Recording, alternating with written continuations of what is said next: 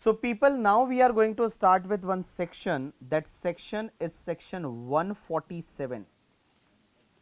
147 is related to the income escaping assessment, income escaping assessment, or it is also known as the reassessment, and in the practical life we call it reopening of cases. Reopening of cases. This time by Finance Act 2021 applicable for your examination, this procedure is totally changed. Means they revamp all the section. So now we are going to start, and next I think 2.5 hours approx we will discuss only about the 4-5 section and amendment part, and mostly in the examination examiner cover 20 to 30 marks from the amendment parts. So I expect that there will be some question from this part in examination, so just pay attention. Earlier there were section 147, 148, 149, after that 149 1, after that 150, 151, 152 and 153. This time they have changed the section, means 147 totally changed, 147 they replaced with the new 147. 148 is also totally changed, they made the one new 148. In 148, after 148 they introduced one section 148A also. 149 is totally changed, 150 is same, no change, 151 is changed, new 151, and 152 there is no change, 153 there is no change. So I can say that most of section they have changed, 147 change, 148 change, 148A change, 149 change, 151 change. Now what is this basically? We are going to start with this assessment. We already discussed the two type of assessment. One is the scrutiny assessment. Scrutiny was so simple, like whenever assessing officer is he wants to ensure that okay, you have not understated your income, or you have not claimed the excessive losses or excessive deduction and all. So he just wants to ensure that, so they can do the scrutiny assessment, or it is also known as the regular assessment. After that we already discussed one more assessment, that was a best judgment assessment, but best judgment assessment was possible only in the 4 cases. Suppose you have not filed the return, or special audit direction is given, assessee not complied with that, or any I can say that special 142 one RIA notice is issued, assessee not complied with that, or scrutiny notice is issued but assessee not complied with that. In that 4 cases best judgment assessment is possible. Now we are going to start with the 147 assessment, and this 147 assessment is known as the income escaping assessment. Income escaping assessment or reassessment or reopening of the cases. Now what is the income escaping assessment? I will explain you. Income escaping assessment means there was some income, that income is already escaped from assessment. Escaped from assessment means, what is the meaning of escaping? Escaped means you can say that the left, you can say that the left, better word will be the left. Okay, there was some income, that income is escaped from assessment, that income is left from assessment. So now they will include that income, that is called income escaping assessment. Now guys, this is first time we are going to discuss the reassessment, because in this particular section they use the word reassessment also. Okay, like income escaping assessment or reassessment or reopening of the cases, income escaping assessment or reassessment or reopening of the cases. Now what is the meaning of reassessment? All people just pay attention. Suppose for an example, for one assessee, assessment is already completed under section 143(3), scrutiny is already completed. For an example, scrutiny completed. Can department again do the scrutiny of that year 143(3) again possible for that year or not? Answer is no, because that was only assessment. Scrutiny assessment, that can be happen only once. Scrutiny assessment. Now suppose 143(3) is already completed scrutiny assessment. Is 144 is possible for that year or not? Answer is no. 144 is also not possible, because 144 was related to the assessment, that was not related to reassessment. But now guys, suppose 143.3 is done. After some time department got some information about you, and from that information it's revealed that your income is escaped from assessment. So can they initiate the 147 or not? Answer is yes, because 147 is reassessment. Suppose once 147 is completed for that year, after some time department got more information about you, okay, your that income was also not assessed in that year. In that case, can they do the again 147? Answer is yes, they can do the again 147. Is again 147 is possible for that year? Answer is yes, again 147 is possible for that year. Now next part, suppose if your 144 bad judgment assessment is completed, can assessing officer again do the 143.3 for that year or not? Answer is no, not possible. Is 144 is possible or not? Answer is no, not possible. Is 147 is possible or not? Answer is yes, 147 is possible. Again 147 is possible? Answer is yes, again 147 is possible. Again 147 is possible or not? Answer is yes, again 147 is possible. So in simple word I can say that under section 147 they are having the huge power. Even your assessment is completed, but suppose income tax department got some information about you, and from that information it's revealed that okay, your sum of the income is escaped from assessment, your sum of the income is not included in your assessment. In that case department may pick your case for the 147. Now guys, suppose for an example you just filed the return of income, means your return of income was filed. After that there was no assessment, means 143.3 was not done, 144 was not done. Directly income tax department got some information about you, okay, your some income is escaped from assessment. Can department directly initiate 147 or not? Answer is yes, they can initiate 147. After that, suppose they got more information about you, again 147 is possible. Answer is yes, possible. Now suppose return of income also you have not filed, you have not filed anything, return of income and all, nothing is filed, but department got some information. Question is that first time directly 147 is possible or not? Answer is yes, possible. After 147 again 147 is possible? Answer is possible, because this section says that income escaping assessment or reassessment, either income escaping assessment. So this assessment can be possible first time also, like directly first time they can pick your case for the assessment, that is called your income escaping assessment or reassessment. So from this example I just want to show you that under this section they are having the huge power. Even your assessment was already completed earlier, they can pick your case for the 147. Now guys, under section 147 is a charging section. 147 is a charging section. Now what 147 says, that all people pay attention. 147 says that suppose income tax officer, that assessing officer, is having some information about you. Now what type of information will be covered, I will explain you later. Income tax officer is having some information about you that your income is escaped for some year, means your income is escaped from assessment, means you have not paid the taxes on that income and that's your income. In that case, income tax officer can assess your income under section 147. So 147 is possible when assessing officer is having some information, and on the basis of that information he think that your income is escaped from assessment, then he can pick your case for the 147. Now guys, what happened, one very interesting part. For an example, for 147 there is a notice required to be issued under section 148.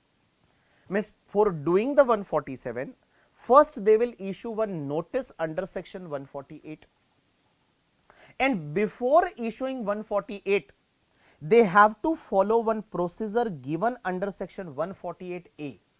Under section 148A there is a one procedure is given, they have to follow the procedure given under section 148A.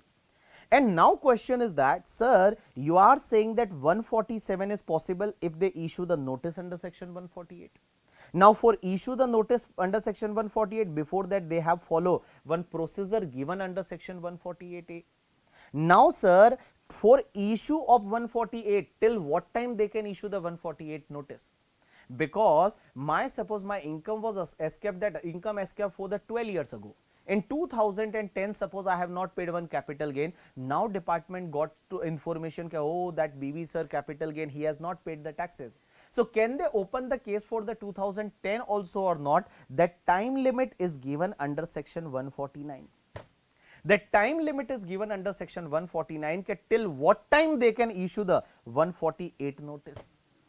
Now for issuing the notice as well as to inquire anything and all, first they need the approval from higher authority, because this is very serious assessment. This is very serious assessment. There may be a possible harassment of any SSC. That's why they are saying that we have to take the approval from higher authority, and that approval part is given under section 151. So there are basically sequence of the section. All sections are the interlinked section. So just try to understand. 147 is a main assessment section. Okay, like suppose assessing officer is having the information about you, he may assess your income, he may reassess your income, but he has to follow the other section also. 148 is a notice section, 148A is a procedure section, 149 is a time limit section, and 151 is a approval section. Now after that, sir, what about the other thing? 152 section. 152 we will discuss some interesting part ke sir, in which year tax rate will be applicable. Suppose your income is escaped for the assessment year 15-16, then which year tax rate will be applicable in current year? Which year? That year tax rate or current year tax rate will applicable? That we will discuss in 152. After that, in 153 we will discuss that what will be the time limit to complete the assessment. What will be the time limit to complete the assessment? Like we already discussed that scrutiny assessment, bad judgment assessment should be completed within 9 months from the end of the relevant assessment year. That is given under section 153(1).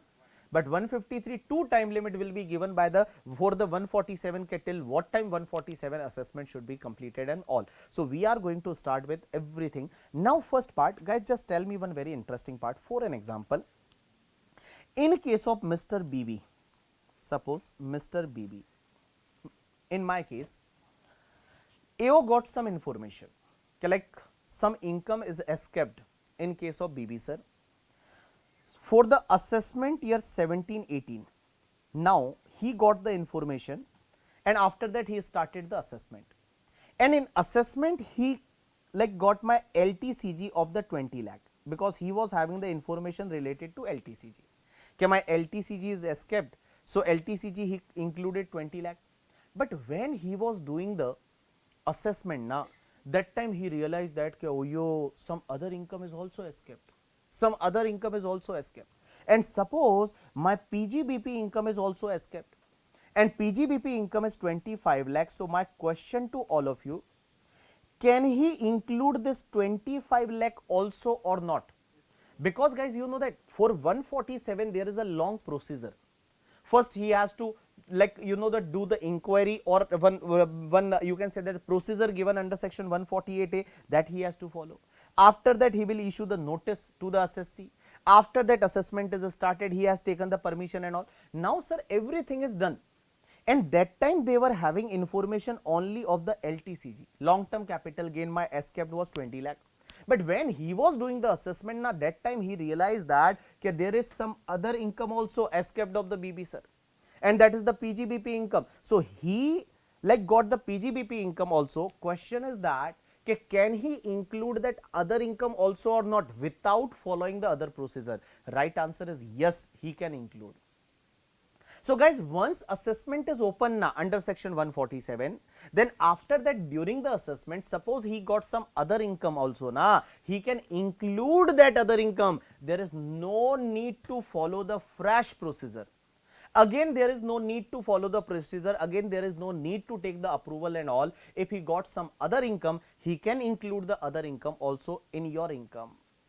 But guys, that other income should be for the same year only. But suppose if he got the income for any other year, then obviously for that other year again he has to follow the procedure. You got my point or not? So what I am saying, that suppose under section 147, assessing officer wants to do the 147, when he is doing the 147, then obviously like whatever income he got na, information he got, income, that income he will assess. And suppose during assessment some other income also he catch na, that income will also be included. There is no need to follow the fresh procedure. You got my point or not? Directly check 147 in your book, and just we will like read together. 147 given on the page number 315. 315.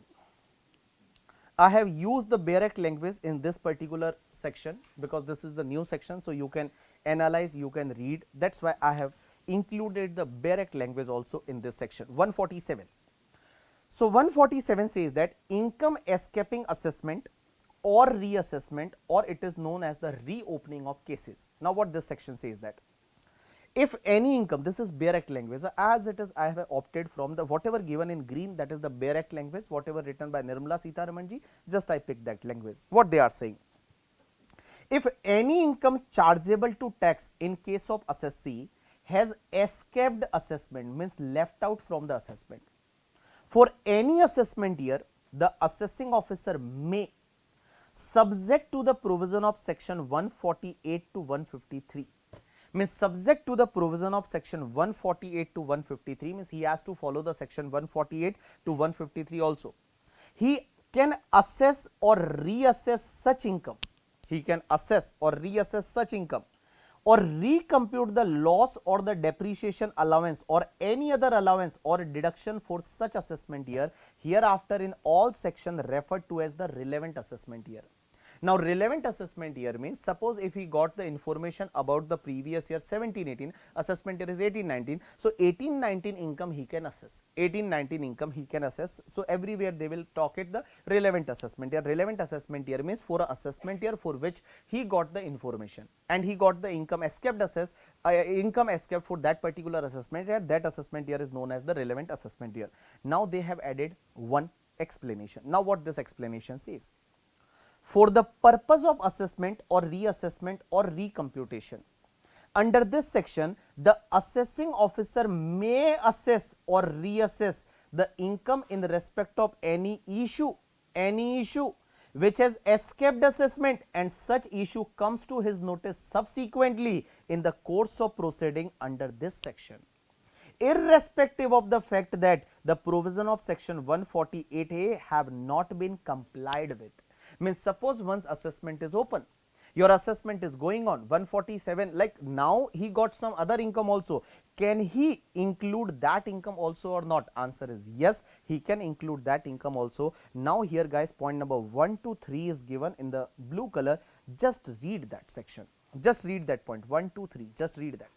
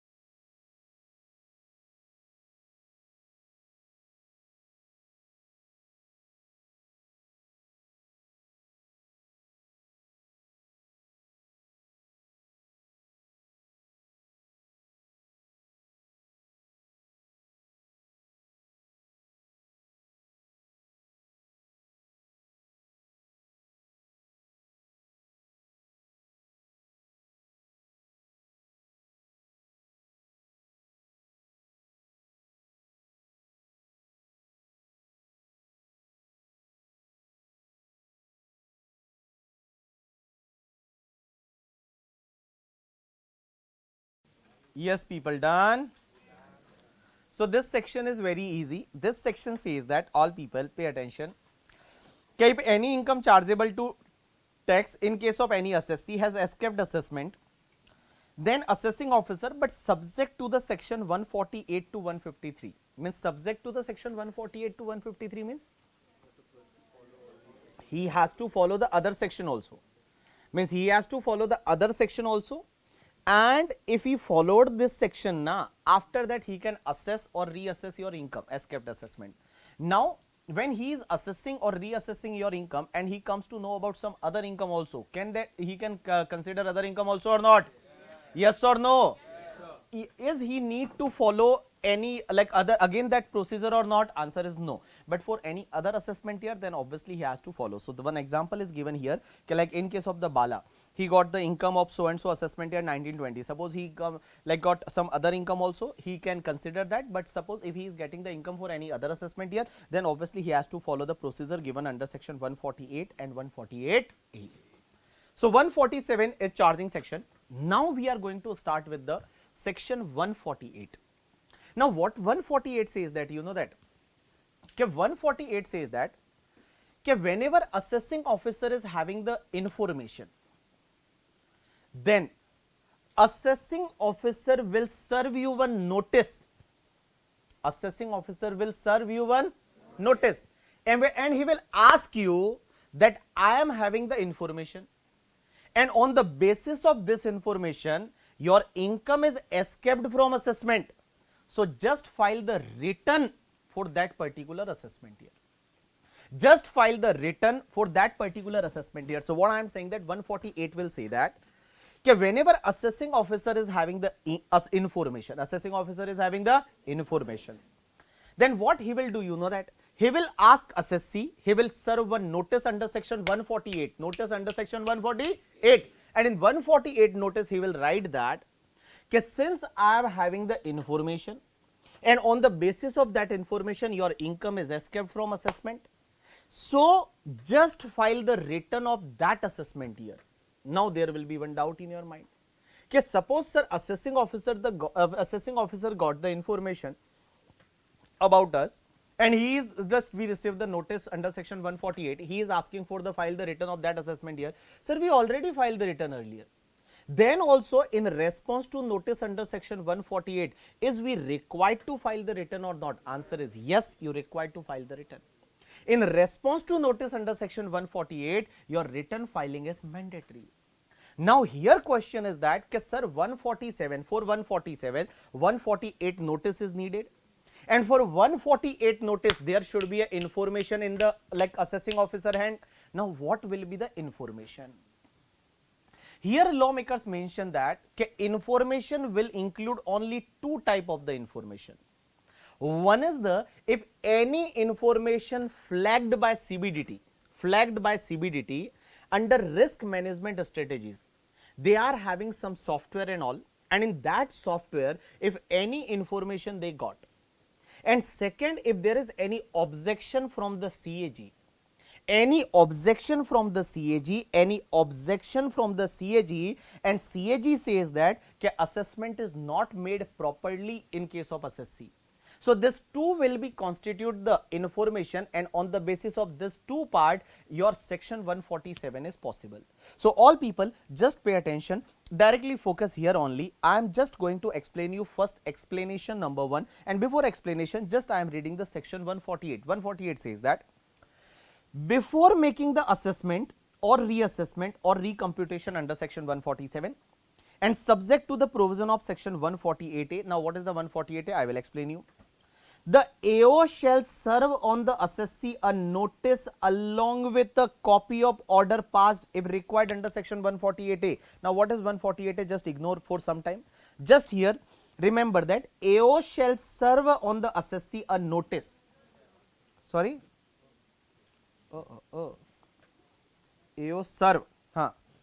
So what I am saying that AO shall serve a notice along with the copy of order, just ignore that, requiring him to furnish within such period as may be specified in such notice a return of his income or the income of any other person in respect of which he is assessable under the act during the previous year corresponding to relevant assessment year in the prescribed form and verified in the prescribed manner, and the provision of this act shall so far as may be apply accordingly as if the such return were required to be furnished under section 139 only. So what they are saying that in this section, just try to remember little bit, just they are saying that like for making the assessment under section 147, here assessing officer will serve one notice under section 148 and he will ask you to file the return. He will ask you to file the return. But guys, here one proviso is given. What this proviso says that, pay attention. Huh? Now this proviso, all people pay attention. This proviso, what this proviso says that? This proviso says that provided that no notice under this section shall be issued, no notice under this section shall be issued unless there is a information with the assessing officer and that information suggests that the income chargeable to tax has escaped assessment in case of assessee for relevant assessment year and AO has obtained a prior approval of the specified authority in the to the issue such notice. So they are saying that under section 148 says that assessing officer for making the assessment under section 147, assessing officer has to serve one notice under section 148 to assessee and he will ask assessee to file the return. But guys, this notice cannot be issued if assessing officer is not having any information. Means this notice can be issued only if the assessing officer is having the information and that information suggests that your income is escaped from assessment and he has obtained the approval from the higher authority. He has obtained the approval from higher authority, means every time in this particular section na, whenever assessing officer is going to do something na, they will ask about approval from higher authority. Everywhere they will ask you to take the approval from higher authority. Now guys, so question is that, sir, what is the meaning of information? You are saying the information, what is the meaning of information? So information they have given in the explanation number 1. Explanation number 1 says that for the purpose of this section and section 148A, 148A is still pending, the information with AO which suggests that income chargeable to tax had escaped assessment means they have given the information means only 2 cases. It is an exhaustive list. Whenever they say the means and includes are different. Whenever they say means means it is an exhaustive definition, and if say only include means the other case also may be include. So here means information means there are 2 type of information. First is any information flagged in case of assessee for any relevant assessment year in accordance with the risk management strategy formulated by CBDT from the time to time. What they are saying that any information flagged in case of assessee, means assessee's information is flagged by CBDT for any relevant assessment year in accordance with the risk management strategy formulated by CBDT from time to time. And second is any final objection raised by Controller and Audit General of India, that is CAG, to the effect that assessment in case of assessee for relevant assessment year has not been made in accordance with the provision of the act, only this too will be covered as a information. One information is very simple, CAG has issued the final objection that assessee's assessment is not made properly. Suppose many assessing officer, what happened, they just took the corruption and they made the assessment in the biased manner, and CAG is doing the audit of department, and when CAG was doing the audit, that time CAG realized that one assessee assessment is not made properly by assessing officer. They will issue one final objection that this assessee's assessment is not made properly in this particular case, it will be treated as information and they can initiate the 147. And second says that any information flagged in case of assessee for the relevant assessment year in accordance with the risk management strategy formulated by CBDT. Now what is the meaning of that? Risk management strategy formulated by CBDT. Guys, our CBDT nowadays is getting information from every year. Every sources they are getting the information. Like suppose if you are having the bank FD and you receive some interest, and on that interest there will be a TDS and all. So your information is already with the department, and for an example, department is having that information, and for an example, like you have not included that interest into your return, but in 26 AS that interest is there. Question is that can CBDT impose the 147 or not? Answer is yes, because under their risk management strategy, they formulated the risk management strategy, and under risk management strategy, that software and all, they will give them the information that yeah, that is the information, and on the basis of that there may be an income escaping. There may be an income escaping means here guys, information will be gathered by the CBDT as per their risk management strategy. Strategy means CBDT is now formulating the strategy, and now from you know that there is a nowadays along with the 26 AS there is a one more form, A AIS. AIS means annual information statement. Now in annual information statement, you know that they are getting all the information. In annual information statement, even TDS was not deducted, but suppose you purchase the and sell the share, your share detail is there, mutual fund detail is there, every detail is there. So this is all called risk management strategy formulated by the CBDT. Now CBDT got some information through that, and that revealed that your income is escaped assessment, they can impose the section 147. Now guys, what happened in the last year when this law came, they used the word any information flagged. Now many people ask what is the meaning of flag. Okay, what is the meaning? You are saying that any information flagged. What is the meaning of flagged? So what happened by bill when 2022 this bill is came, now they removed the word flag. So flag is not applicable for your examination, but for the next year that flag word is removed, because CBDT Nirmala Sitharaman ji mentioned in that by mistakenly we have used the word flag. So now flag means what happens, some information is catch, highlighted, then only this will be applicable. Now many time what happen, assessing officer is checking your annual information statement and he got that mutual fund there is again you have not disclosed. So now assessee may ask that where information is flagged, only he got the information. Flag means what is the meaning of flag? So they have removed the word flag, but for your examination flag word is still there. In examination you have to write the information flagged. Okay, so information flag by the risk management strategy is formulated by the CBDT. So guys, 147 is possible when 147 148 notice is mandatory. In 148, what 148 says that? 148 says that assessing officer is having the information, and information means two information. One is the like information flagged as per the risk management strategy formulated by CBDT, and second is a CAG final objection that suggests that any assessee's assessment is not made properly. You got my point or not? If he is having this two information and along with that he has taken the approval from higher authority, then he will issue the notice under section, he will serve the notice under section 148, and he will ask assessee to file the return in response to notice under section 148. You got my point or not?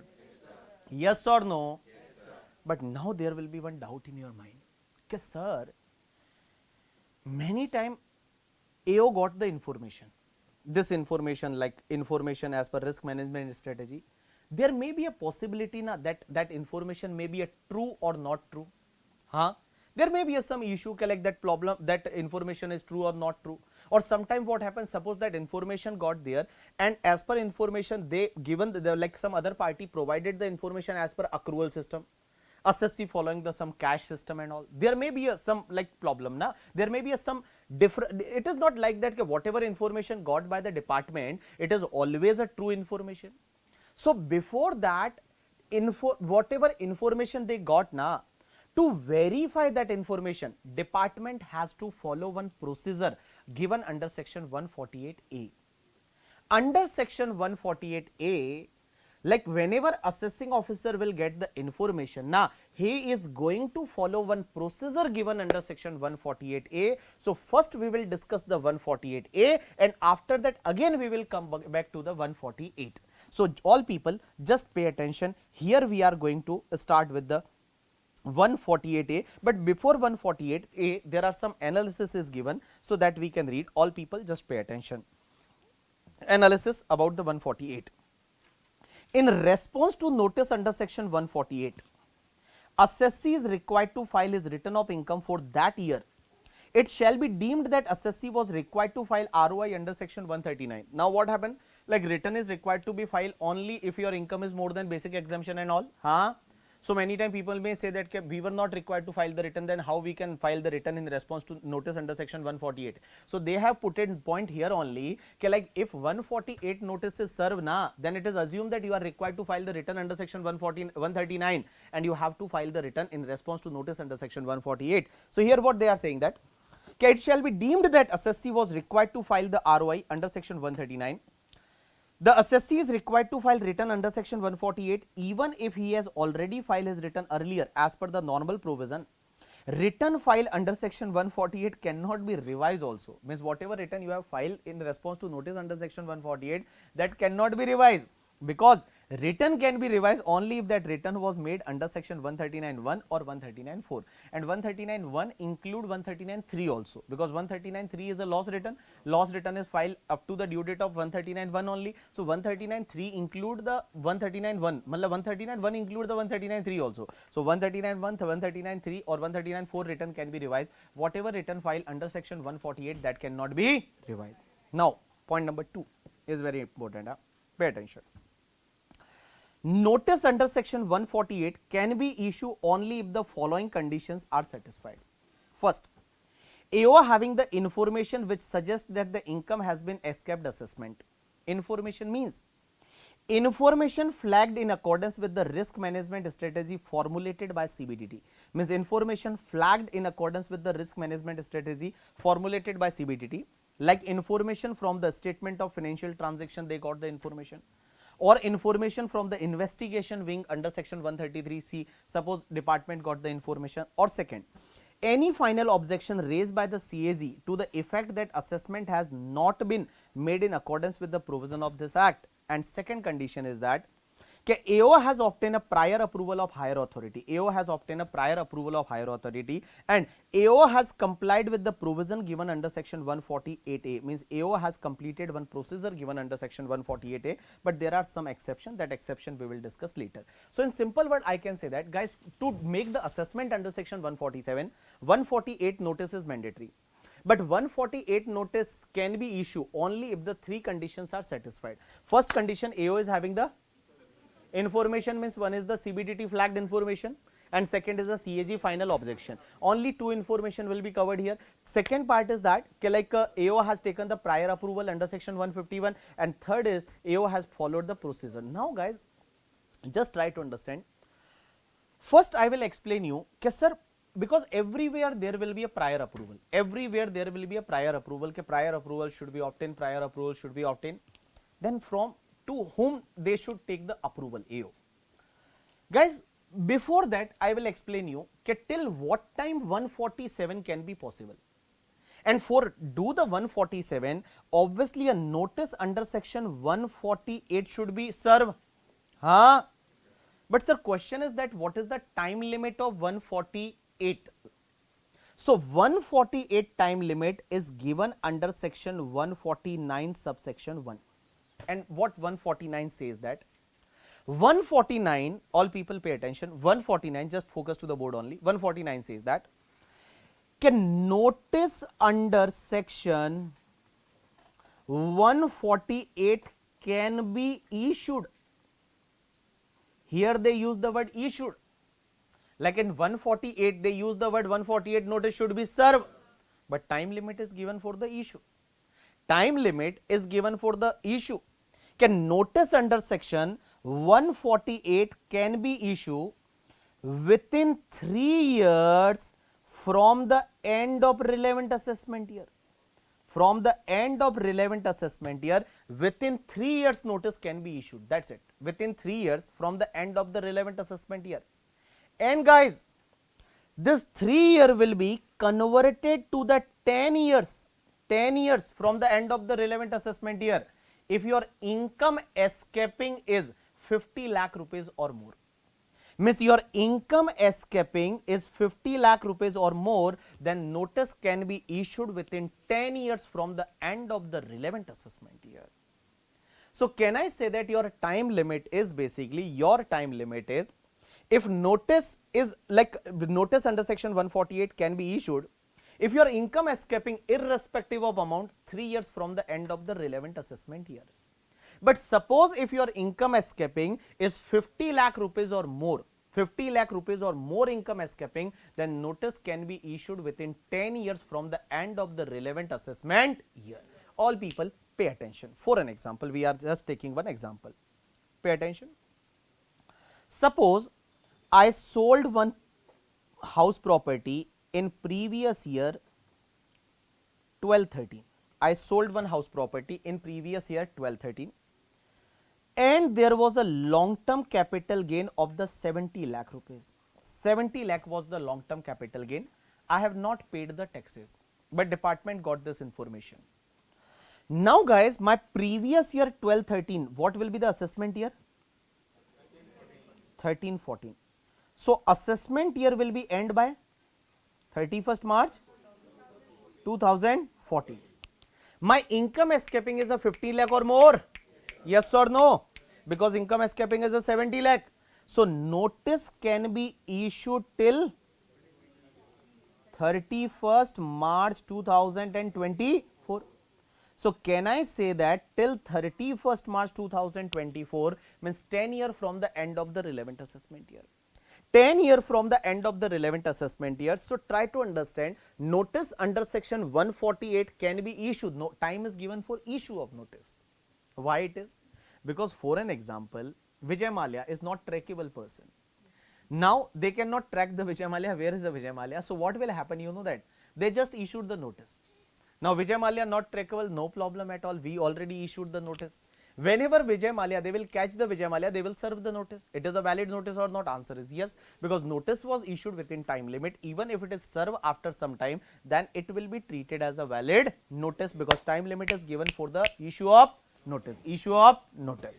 Now guys, here time limit is given for the issue of notice. Guys, in this particular case, suppose instead of 50 lakh, instead of 70 lakh LTCG, if your LTCG was 30 lakh only, then can I say that notice can be issued only within 3 years? That is till 31st March 2017. So today notice cannot be issued. Today notice cannot be issued. You got my point or not? Or just tell me you understood my point or not? Yes or no? Yes or no? Yes sir, we got your point. Now guys, question is that like whenever assessing officer is issuing the notice, then to issue the notice they should take the prior approval. But prior approval from whom? He should take the approval. So try to understand, if notice is issued within 3 years, if notice is issued within 3 years, within 3 years means there is not more possible harassment, because 3 years just passed on, just passed 3 years. Within 3 years they are issuing the notice. In that case, assessing officer should take the approval either from CIT or PCIT or DIT or PDIT. Means like you know that assessing officer is a JC, AC, DC, ITO. So within 3 years, suppose he is issuing the notice, then he should take the approval either from CIT or PCIT or DIT or PDGIT. No, not PDIT. CIT, PCIT, DIT and PDIT. What I am saying that CIT, PC, Commissioner of Income Tax, Principal Commissioner of Income Tax, Director of Income Tax and Principal Director of Income Tax, he has to take the approval from this authority. But guys, if notice is issued after 3 years, and you know that when he will issue the notice after 3 years, when income escaping is 50 lakh or more, and he has to prove that, how he think that income escaping is more than 50 lakh or more. So for that purpose, here lawmakers made one arrangement, if notice is issued after 3 years, then he has to take the approval from highest level officer. And in department, highest level officer can be a PCCIT and PDGIT. Principal Chief Commissioner of Income Tax or Principal Director General of the Income Tax.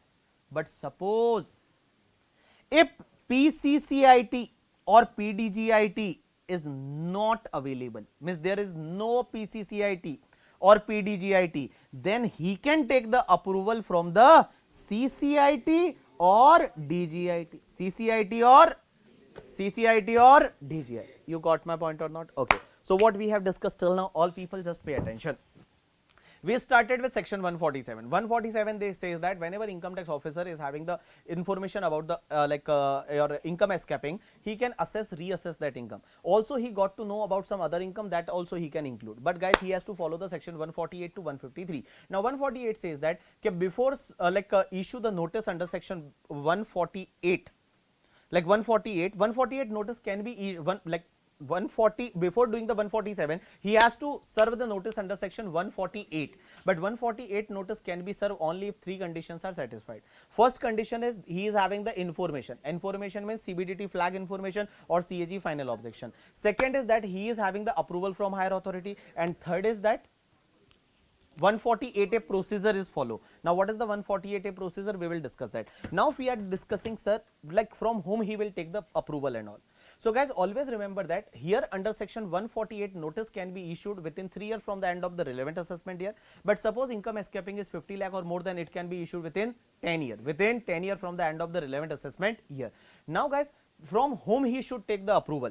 So everywhere whenever approval is required, now if notice is issued within 3 years, then it is not a more possible harassment, because you are like 3 years is just now within only 3 years he is issuing now.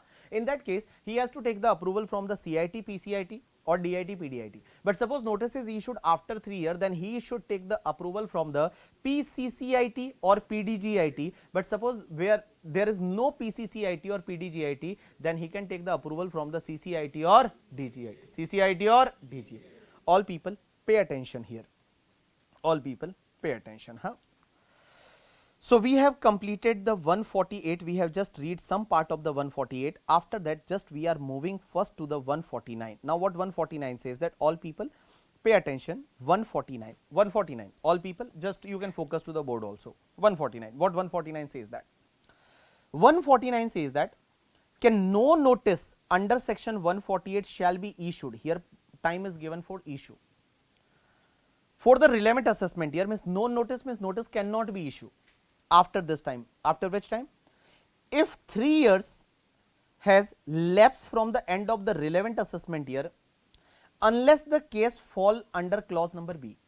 Means after 3 years notice is not possible, unless the case fall under point number B. And point number B says that if 3 years has lapsed but not more than 10 years have lapsed from the end of the relevant assessment year, unless the AO has in his possession of books of accounts or other document or evidence which reveal that the income chargeable to tax represented in the form of the asset and which has escaped assessment amounts to or likely to amounts to 50 lakh rupees or more in that year. Means income escaping is 50 lakh or more, in that case notice can be issued up to 10 years. So in the simple language also I have given here, all people pay attention to the analysis part. Here analysis part says that notice under section 148 can be issued up to 3 years from the end of the relevant assessment year or up to 10 years from the end of the relevant assessment year if income has escaped assessment amounts to or likely to amounts to 50 lakh rupees or more for that year. So if income escaped is 50 lakh rupees or more to that particular year, in that case notice can be issued up to 10 assessment year, 10 years from the end of the relevant assessment year. Now guys, we have to take the approval from higher authority, and here approval is given under section 151. Approval is given under section 151. Now what 151 says, that sanction for issue of notice under section 148 and 148A. Now what is the sanction is required? Pay attention. PCIT or PDIT or CIT or DIT if 3 years or less than 3 years have lapsed from the end of the relevant assessment year, but PCCIT or PDGIT or where there is no PCCIT or PDGIT, then CCIT or DGIT if more than 3 years have lapsed from the end of the relevant assessment year. In simple language I have given that within 3 years from the end of the relevant assessment year, then CIT or PCIT, DIT or PDIT, but after 3 years then PCCIT or PDGIT, but there is no PCCIT or PDGIT, then CCIT or DGIT. You got my point or not? Yes. Now guys, we are going to start with the 148A procedure, and after 148A I will give you the break. Okay. Now we are going to start with the 148A procedure. Now what 148A says, that first we will read from the Bare Act only, so you can understand very nicely what they are saying. First part, 148A says that conduction of the inquiry, providing opportunity of before issuing notice under section 148. Now what 148 is say, try to understand. The AO shall before issuing notice under section 148, before issuing notice under section 148, what AO will do, you know that first part, he will conduct any inquiry if required. If required, then he will conduct any inquiry with the prior approval of higher authority. Everywhere prior approval of higher authority is given. Higher authority, whatever we have discussed, within 3 years, then CIT, PCIT, DIT, PDIT. After 3 years, then topmost authority. If topmost authority is not available, then CCIT or DGIT. Now, conduct any inquiry if required with the prior approval of specified authority with respect to information which suggests that the income chargeable to tax has escaped assessment. So, what happened? Suppose, for an example, AO got the information. Okay, AO got the information. Okay, in relation to the Labansh, some income has escaped assessment. So, if he require, then he will do some inquiry about that, because there may be the information may be a wrong also. Whatever information they flag from the CBDT and all, whatever information they got in the annual information statement and all, suppose that information is not true. So, what he wants to ensure that first he will do the inquiry, but inquiry only if he required. If required, then he will do the inquiry if required, because they use the word if required. Many times what happens, some information is like, you know, that so correct, they know that okay, bank they receive the interest of 50 lakh rupees, they have not filed the return, only means here income is escaped. That is the correct information. There is no need to make the inquiry, because on the bank FD they are having and they have not paid the taxes on that interest. So, that information is correct, there is no need of any further inquiry. But suppose if he wish to do the further inquiry, he has to take the approval from the higher authority. He has to take the approval from the So, now assessing officer is having one information. That information is true or not, so he made some inquiry if he required. Now, after that what will happen, you know that. Here, B point, try to understand. He will provide an opportunity of being heard to the assessee. Here, he is providing opportunity of being heard to the assessee with the prior approval of a specified authority. Everywhere he has to take the approval from the bosses. So, here for providing opportunity of being heard, he is taking the approval from higher authority, and here he is by serving upon him a show cause notice. He is serving a show cause notice to assessee within such time as may be specified in the notice, being not less than 7 days and but not exceeding 30 days from the date on which such notice is issued, or such time as may be extended by him on the basis of an application on this behalf as to why a notice under section 148 should not be issued on the basis of information which suggests that income chargeable to tax has escaped assessment in his case for the relevant assessment year and result of inquiry conducted, if any, as per clause number A. Now, what will happen? Assessing officer is having the information. When he is having the information, suppose he wants to conduct any inquiry, first he will conduct the inquiry. If required, then if he conducted the inquiry, not conducted the inquiry, he will issue one show cause notice to the assessee. He will issue one show cause notice to the assessee, and in that show cause notice he will write that I am having so and so information. Normally he will give that information. I am having that information. Your particular income is escaped from that assessment. Why I should not take your case under section 147? Means why I should not issue the notice under section 148? Why I should not issue the notice under section 148? Just give me the response. So, he will give you one opportunity of being heard under this section. Under this section, he will issue you one show cause notice, that is opportunity of being heard, and he will ask you, okay, when I am having the information and on the basis of information it's revealed that your income is escaped, I made some inquiry also and all, if he made, then why your assessment should not be made under section 147, means why I should not issue the 148 notice, just reply me, and he will give you the time. Minimum time he will give you 7 days, maximum time he will give you the 30 days. But suppose within 30 days also it is not possible for you to reply, you may ask him for further extension. You may ask him for further extension, okay sir, please give me the extension because my chartered accountant is not there. He will reply that notice, show cause notice, chartered accountant is already admitted in hospital, or if there is any reason, and if you need the more time to reply the show cause notice, then you can ask for more time also, no problem at all. Here assessing officer will give you the more time. Now guys, what will happen in the C part? C part says that he, in the first part he made the inquiry if he required. Second part what he did, he issued the show cause notice to the assessee. He issued the show cause notice. Why I should not issue the 148? Because I am having the information, and on the basis of that information your income is escaped. So why I should not issue the 148? Just reply me, na? Just show me cause. Just cause why I should not issue the 148 notice. Now what will happen in the point number C? Point number C says that, very interesting, consider the reply of assessee furnish, if any, in response to show cause notice referred in clause number B. Now he will consider the reply, whatever reply made by assessee. Suppose assessee mentioned that there may be sometime there may be a wrong information also, na. Like suppose I got one notice of in the name of the BB karke, theek hai, I got some notice in the name of the BB. Now there is a one BB ki wise, there is a one like some other person, that information was related to that other person, but I got the notice, show cause notice ke your YouTube income is so, and like suppose for an example I don't have any YouTube income.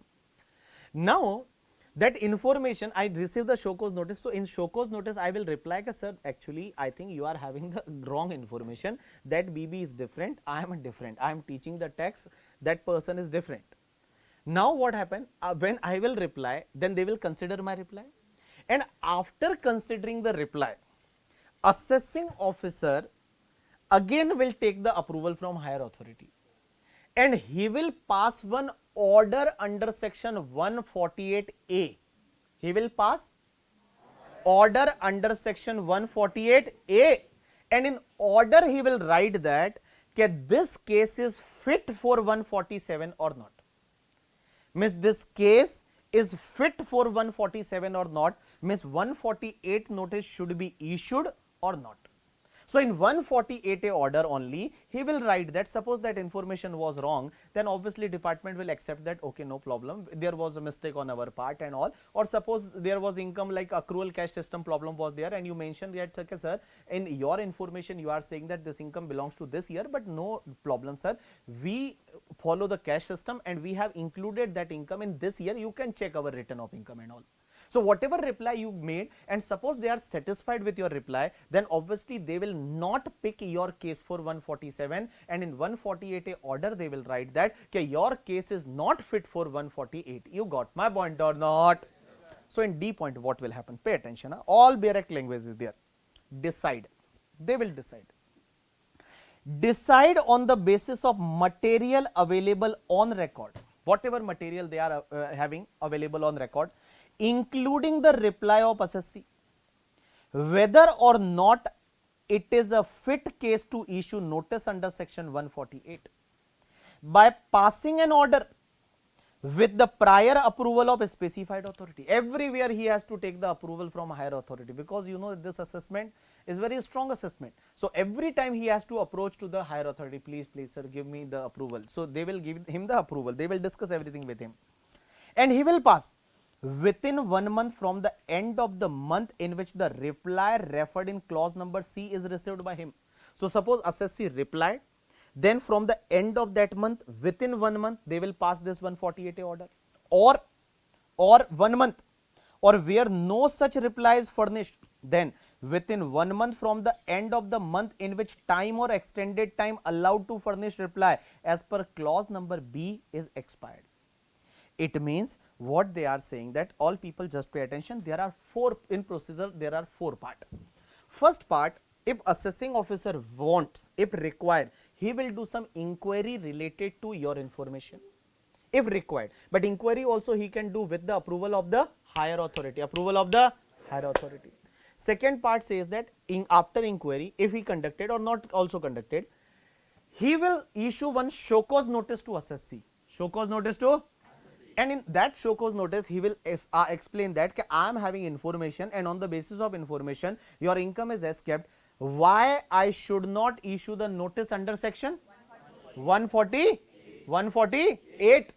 He will ask you to reply. He will give you the time limit in that notice only. Can reply within 20 days, reply within 30 days, reply within 15 days. He can give you the minimum time. Minimum time he has to give the 7 days, and maximum time 30 days. If you are not able to reply within that time, you can ask for the extended time also. He can give you the extended time also.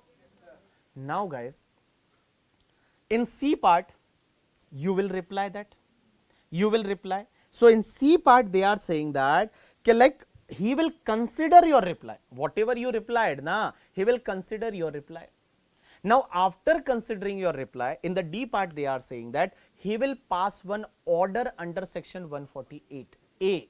Order under section 148A, he will pass the order.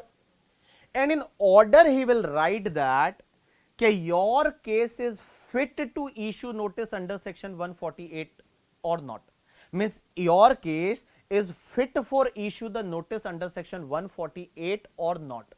But guys, this order, till what time they will pass the order, you know that. Suppose for an example, you replied, then within 1 month from the end of the month in which you replied, 1 month from the end of the month in which you replied. But suppose you not replied, you are Vijay Mallya, you not replied. In that case, he has given the time limit to give the reply. Show cause notice he issued, and in show cause notice he mentioned that okay, within 20 days just reply. So that 20 days expire in any month. After the end of that month, within 1 month, he will pass the order under section 148A. You got my point or not? Now guys, suppose he passed one order under section 148A that your case is not fit for 148 notice, then is 147 will be there or not? Answer is no. He will drop, nothing will happen. But suppose he decided that no, in your case 147 should be there. So in 148A order, he will write that your case is fit for the issue of notice under section 148. So after that, he will issue the notice under section 148. He will serve the notice under section 148 along with the order under section 148A. So he will give you the order also under section 148A and notice also under section 148. You got my point or not? Yes or no? Yes or no? Whatever given on the point number 1 here, analysis part, point number 1 only, don't read anything else, only point number 1, just read that. On the page number 319, whatever given on the point number 1, just read that.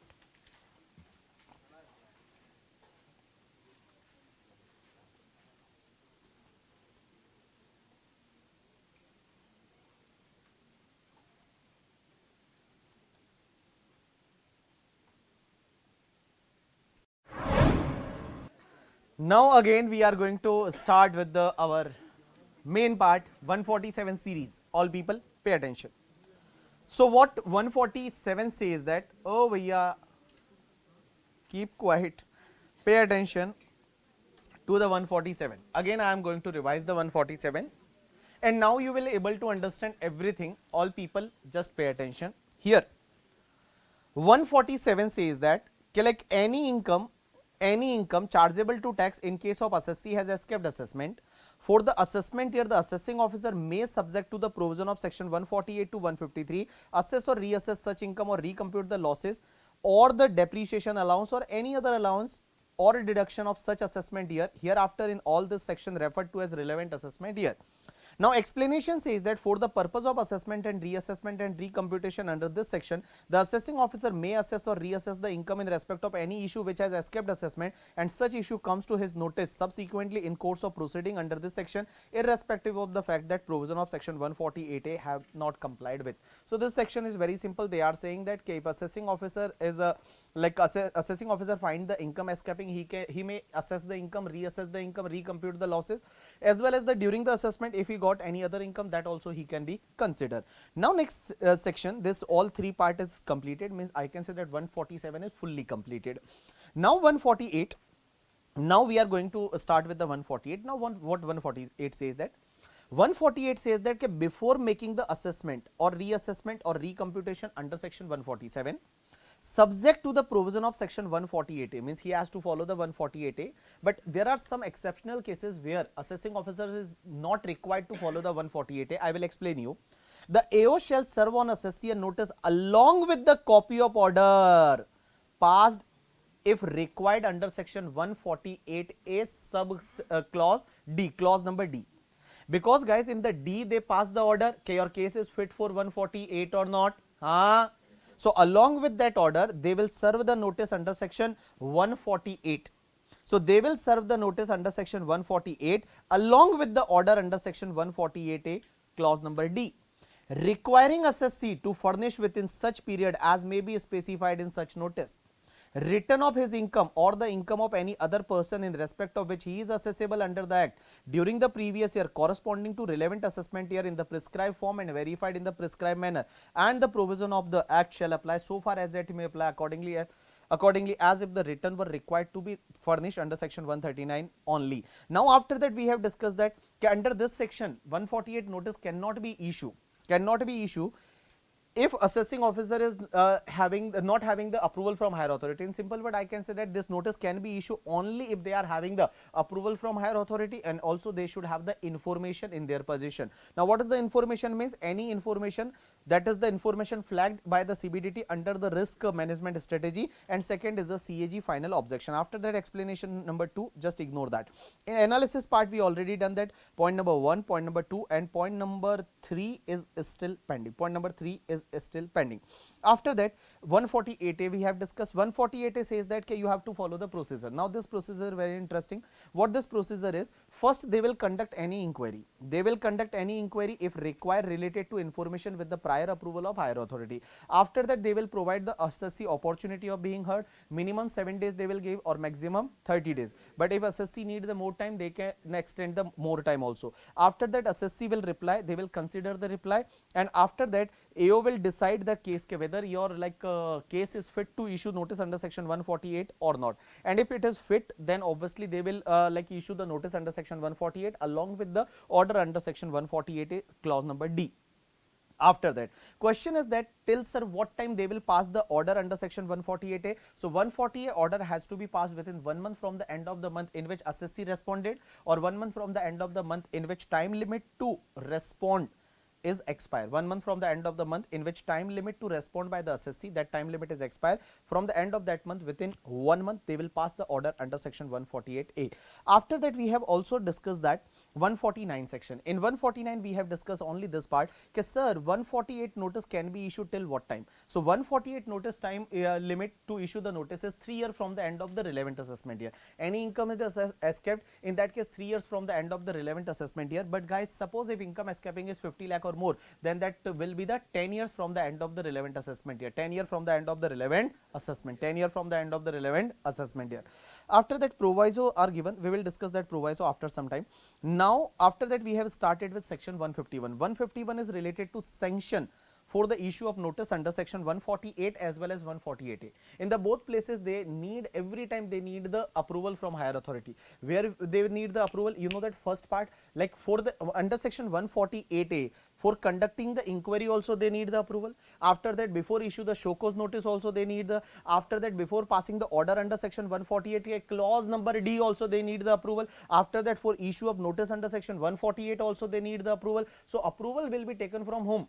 So here, if notice is issued within 3 years, in that case your CIT, PCIT, DIT, PDIT. But suppose notice is issued after 3 years but within 10 years, then PCCIT or PDGIT. But suppose if there is no PCCIT or PDGIT, in that case approval can be taken from the CCIT or DGIT. CCIT or DGIT. CCIT or DGIT. So approval can be taken from this people. So guys, can I say that if I want to just write here section number, then can I say that 147 is a assessment section? They are saying that assessment will be done under this section. 148 is a notice section. 148A is a procedure before notice. 149 is a time limit to issue notice under section 148 and 151 is a approval from higher authority. Approval from higher authority. Here 151 is a approval from higher authority. 151 is a approval from higher authority. 151 is a approval from higher authority. Now guys,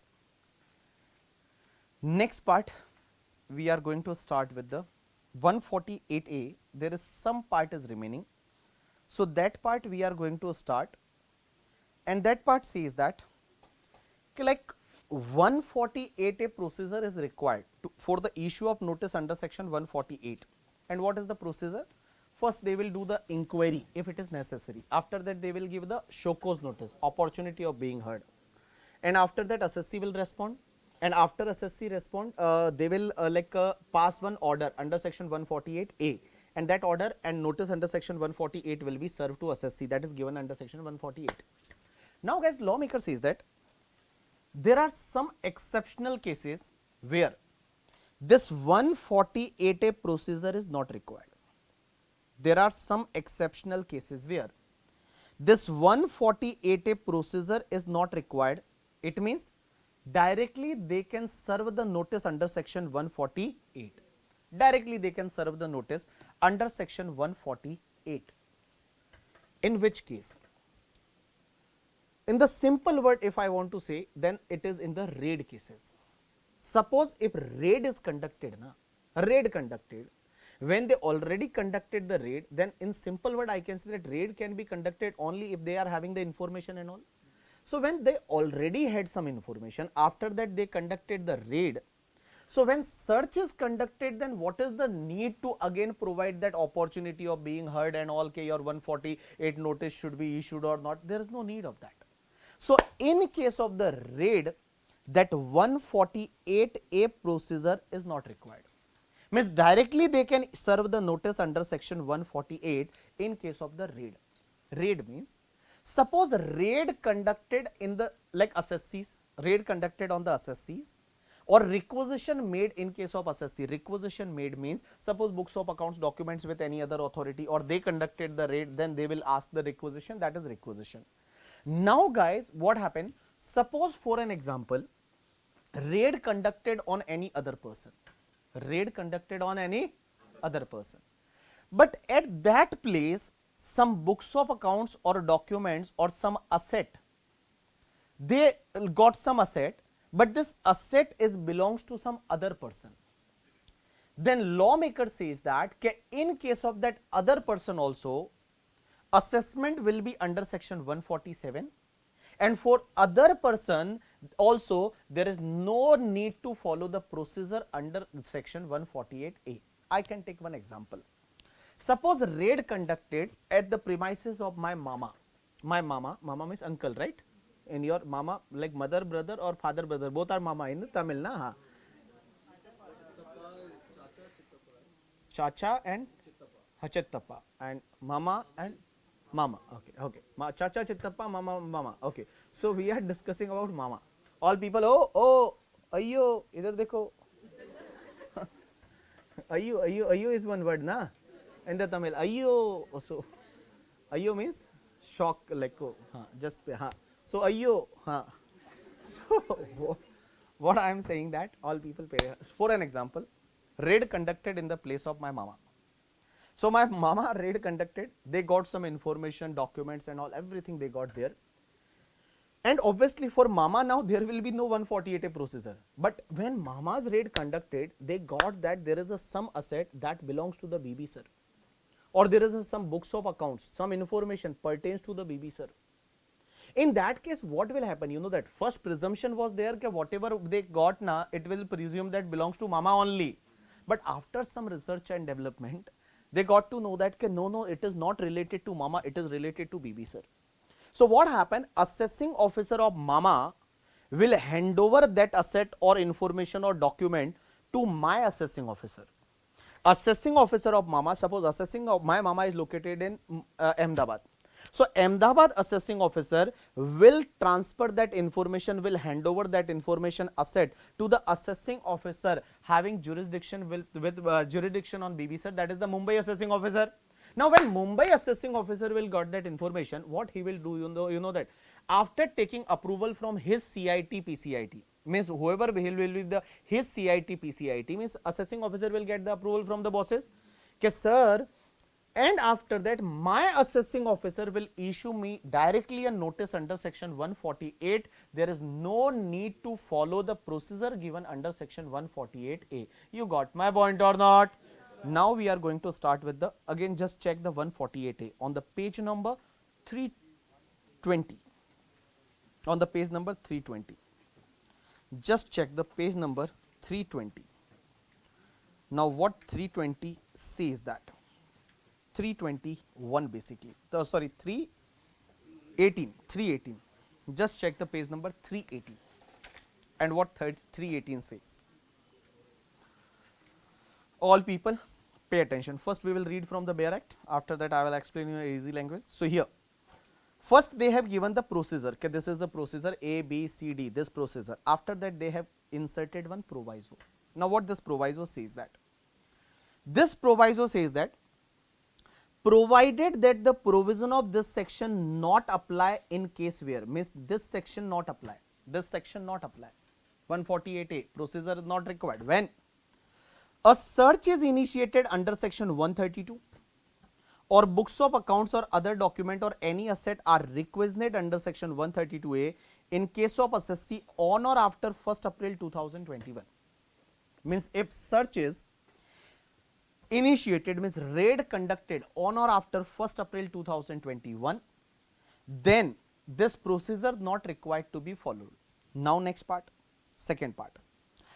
The AO is satisfied, means my AO, with the prior approval of the CIT PCIT, means his bosses, that any money or bullion or jewelry or other valuable article and things seized in the search under section 132 or requisitioned under section 132A in case of any other person. In case of any other person means my mama on or after 1st April 2021 belongs to the assessee. Means here my assessing officer with the approval of the CIT PCIT, they are satisfied that okay, whatever asset here in this point they covered only money, bullion, jewelry, any valuable article and things, means asset raid conducted on any other person, but that asset is basically belongs to the assessee, and belongs to the assessee means belongs to the BB sir. And last part is a similar to the point number B, but in C point they will discuss about books of accounts, because in last point they were discussing about money, bullion, jewelry and any other valuable article and thing. In this point they are discussing that okay, suppose AO is satisfied, means my AO satisfied, BB sir AO satisfied with the approval of the his higher authority CIT PCIT that any books of accounts or document seized under section 132 or requisitioned under section 132A, here they are talking about books of accounts, in case of any other person, and in case of any other person means in case of my mama on or after 1st April 2021 pertains or pertain to or any information contained therein relates to the assessee, means that information or that document is pertains or pertains to or any information contained in therein relates to me. In that case there is no need to follow this procedure, directly they can issue the 148 notice. Now explanation. For the purpose of this section, specified authority means specified authority referred under section 151 means guys in this particular section at the point number A, point number B, point number C, point number D, at various places they require the approval from higher authority. Higher authority means whatever we have discussed under section 151. Here I have given in the simple language, all people pay attention. One more point guys, I am I am saying that all people just pay attention. Sir, suppose 148A order is came. 148A order came, because 148A order they will mention that your case is fit to issue the notice under section 148 or not. Now suppose if you are not satisfied with 148A order, can you appeal it to the any CIT appeal ITET or not? Answer is no. Guys, because in the appeal topic they have not included this order. 148A order they have not included. It means against 148A order you cannot make any appeal. But whenever there will be an assessment order under section 147, whenever there will be an assessment order under section 147, against assessment order you can make the appeal. You got my point or not? But sir, against 148 order you cannot make an appeal. But guys, there is a one constitutional right कि suppose natural justice principle has not followed and all, in that case directly you can file the writ petition to the High Court. You can file the writ petition to the High Court in case if natural justice is not complied with. So here what I am saying, that point number 2 on the page number your 320. Appeal to CIT appeal or ITET is not possible against order under section 148A. Assessee can file the writ to the High Court if principle of natural justice is not complied by AO. So here assessee can file the directly writ to the High Court if natural justice principle is not complied. Now next part. Section 148A not applicable in the following cases means there is no, not like that 148A procedure is not required. When? All people pay attention. First, a search is initiated under section 132 or requisition is made under section 132A. So in case of assessee, if any person, if search is conducted, there is no need to follow this procedure. And second part, the AO is satisfied with the prior approval of the CIT PCIT that any asset or books of accounts or document or seized requisitioned under section 132A, 132A in case of any other person, means my mama, that belongs to or pertains to or information relates to the assessee.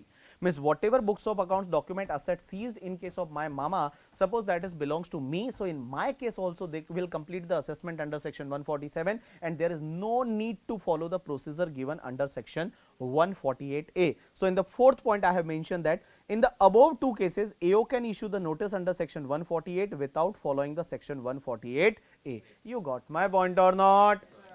Yes or no? Yes or no? Yes or no? Okay, now guys, one more point. Now we will complete the 148.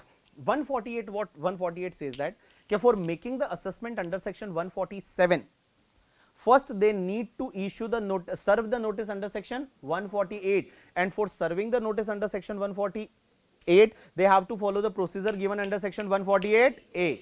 Now guys, but 148 notice can be issued only if three conditions are satisfied.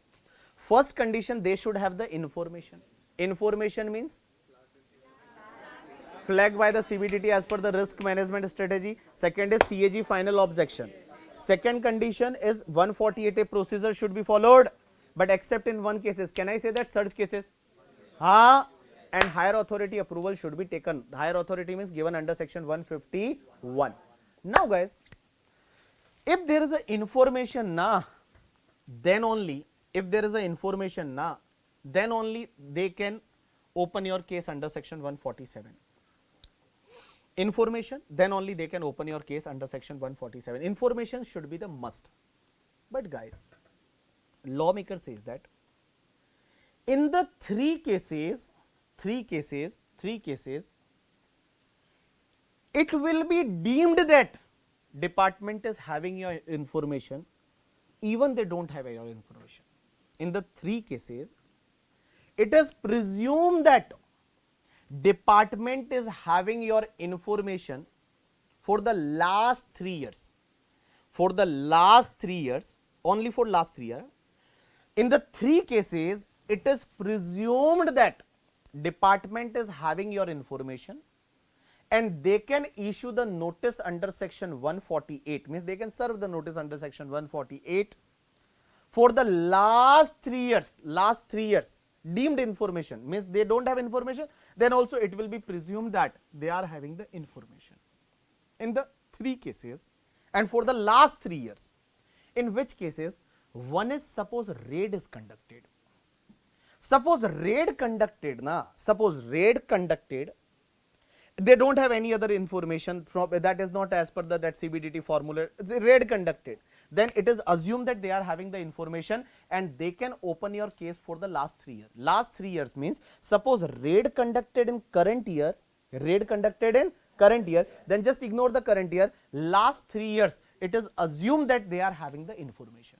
Second, suppose survey conducted. What I am saying that survey 133A other than TDS TCS survey. other than TDS TCS survey, because TDS TCS survey was very simple or very normal, very like decent survey was there. Only they just come and check the TDS TCS compliance. So other than TDS TCS survey, if survey conducted, then it is assumed that they are having the information for last 3 years. And last part, suppose raid conducted in any other person, on any other person, but some information, documents or asset belongs to me. In my case, it is assumed that they are having information for last 3 years and they can issue the notice under section 148 for the last 3 years. There is no need of any information. You got my point or not? What I am saying that normally 148 is possible if 3 conditions are satisfied. Information should be there, like 148 a procedure should be followed, and like a higher authority approval. But guys, in 3 cases, it will be presumed that they are having the information for the last 3 years.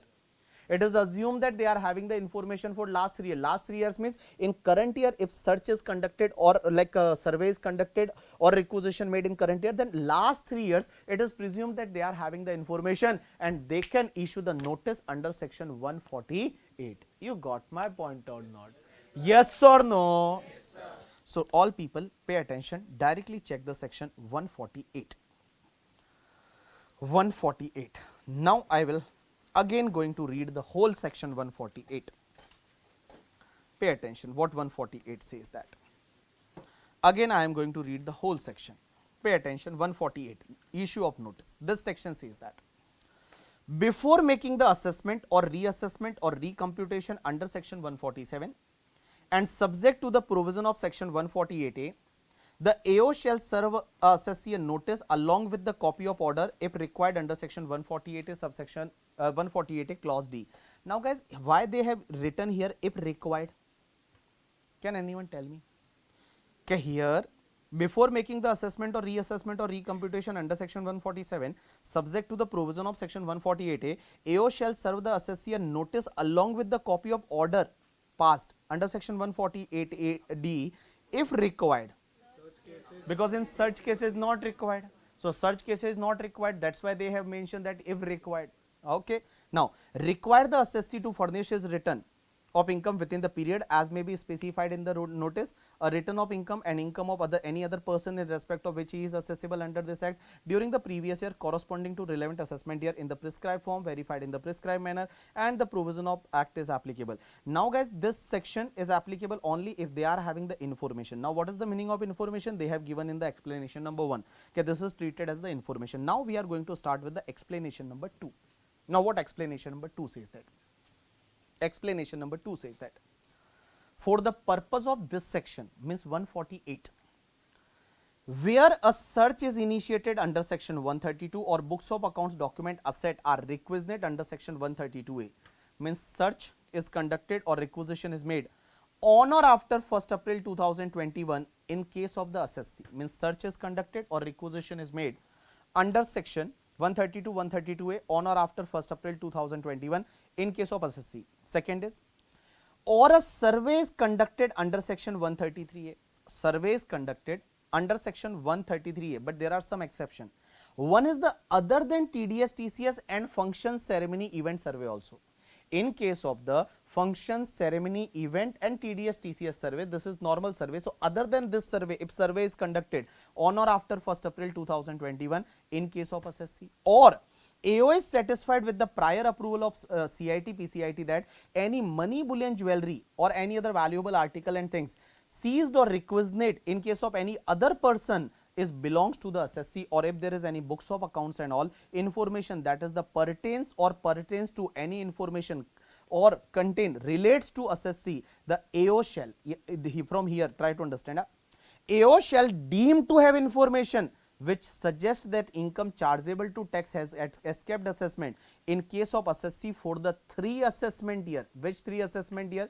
Immediately preceding the assessment year relevant to the previous year in which search is initiated or books of accounts, other document, asset are requisite, or surveys conducted in case of assessee, or the money, bullion, jewelry, any other valuable article and things document are seized or requisite in case of any other person. So simple, I can say that suppose raid conducted raid conducted or like a survey conducted. So before 3 years it will be assumed that they are having your information. Explanation 3 says that wherever like higher authority they mention specified authority means whatever given under section 151. Now guys, try to read this point number 3 here.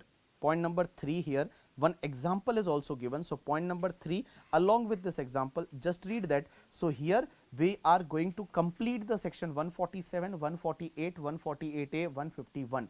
That 4 section is totally completed after this particular part. Just read the point number 3 is given here.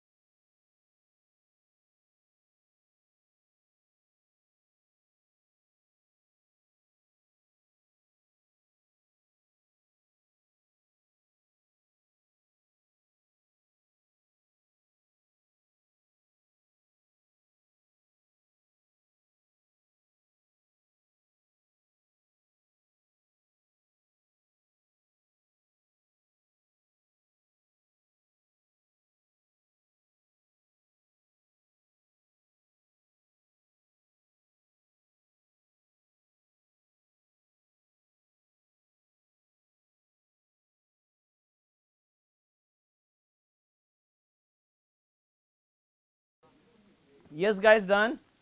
Hey guys, can you tell me one thing? In case of the raid, in case of search and seizure, in your case or any other person, and information assets belongs to you, can I say that 148A procedure is not possible? There is no need to follow 148A procedure. Yes or no? And one more thing, in raid cases, search cases, it will be presumed that they are having your information for the last 3 years. For the last 3 years. But guys, in case of survey, and survey, if there is a TDS TCS survey, if there is a TDS TCS survey or event ceremony survey, in that case, so obviously they have to, like it is the normal case only, they should have the information. After that they have to follow the procedure and all. Suppose if there is a other than TDS TCS ceremony survey, means normal survey, means investigation wing doing the survey. So can I say that in case of survey, it is treated as deemed to they are having the information? But 148A procedure should be follow or not to follow? 148A procedure, that all four point information they will check, and after that they will give opportunity of being heard. That should be follow or not? Yes or no? Answer is yes, that should be follow. That should be follow. Means in case of survey, they will be treated as deemed to having the information, but they have to give the opportunity of being heard to the assessee. After that they will pass the order and all. So in case of survey, they are having the deemed to be information, but 148A procedure should be follow. You got my point or not? Yes. So till now guys, we have 100% completed the 147 section, 148 section, 148A section and 151 section. This 4th section 100% completed. Now we are going to start with the section 149. And 149 says that this section is also partially we have completed that. 149 is time limit to issue the notice under section. Time limit to issue the notice under section 148. And what is the time limit? 3 years from the end of the relevant assessment year. 3 years from the end of the relevant assessment year. And if income escaping is 50 lakh or more, than 10 years from the end of the relevant assessment year. Now guys, just pay attention, just check section 149. Now 149 says that. So all people, once focus to the board. Here in this particular part, they mention about that 3 year, if there is a like irrespective of income, and after 3 years but up to 10 years if income escaping is 50 lakh rupees or more. Now guys, they have given one proviso here. Here they have given one proviso. Now what this particular proviso says, all people pay attention what this proviso says. This proviso says that provided that, try to understand this, what this proviso says, that provided that no notice under section 148 shall be issued at any time in case for the relevant assessment year beginning on or before 1st April 2021. Assessment year beginning on or before 1st April 2021 means assessment year. Which assessment year they are talking about? Huh? Which assessment year they are talking about? Assessment year beginning on or before 1st April 2021. So can I say that assessment year 21-22 and earlier assessment year? Huh? Because they have mentioned na ke provided that no notice under section 148 shall be issued at any time in case for the relevant assessment year beginning on or before 1st April 2021, means assessment year 21-22 and earlier assessment year. If such notice could not have been issued at any time on account of being beyond the time limit specified under the provision of clause B of subsection 1 of this section.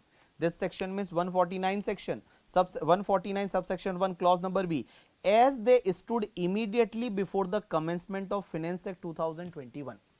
Now what is this basically? I am going to explain you. All people just pay attention, it's very simple.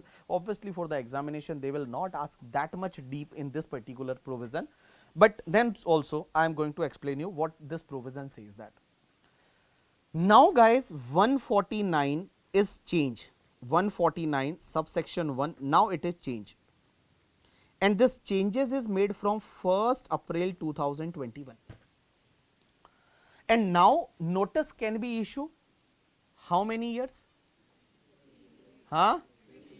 Normal is 3 years. 3 years from the end of relevant assessment year.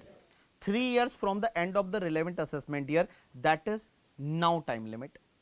Now guys, and if income escaping is 50 lakh or more, than 10 years from the end of the relevant assessment year. Lawmaker says that earlier this section was different, means before 1/4/2021 this section was different. How this section was different? You know that earlier means before 1st April 2021 this section 149(1) time limit was different, and earlier time limit was like that normally time limit was 4 years, means earlier time limit was 4 years from end of relevant assessment year.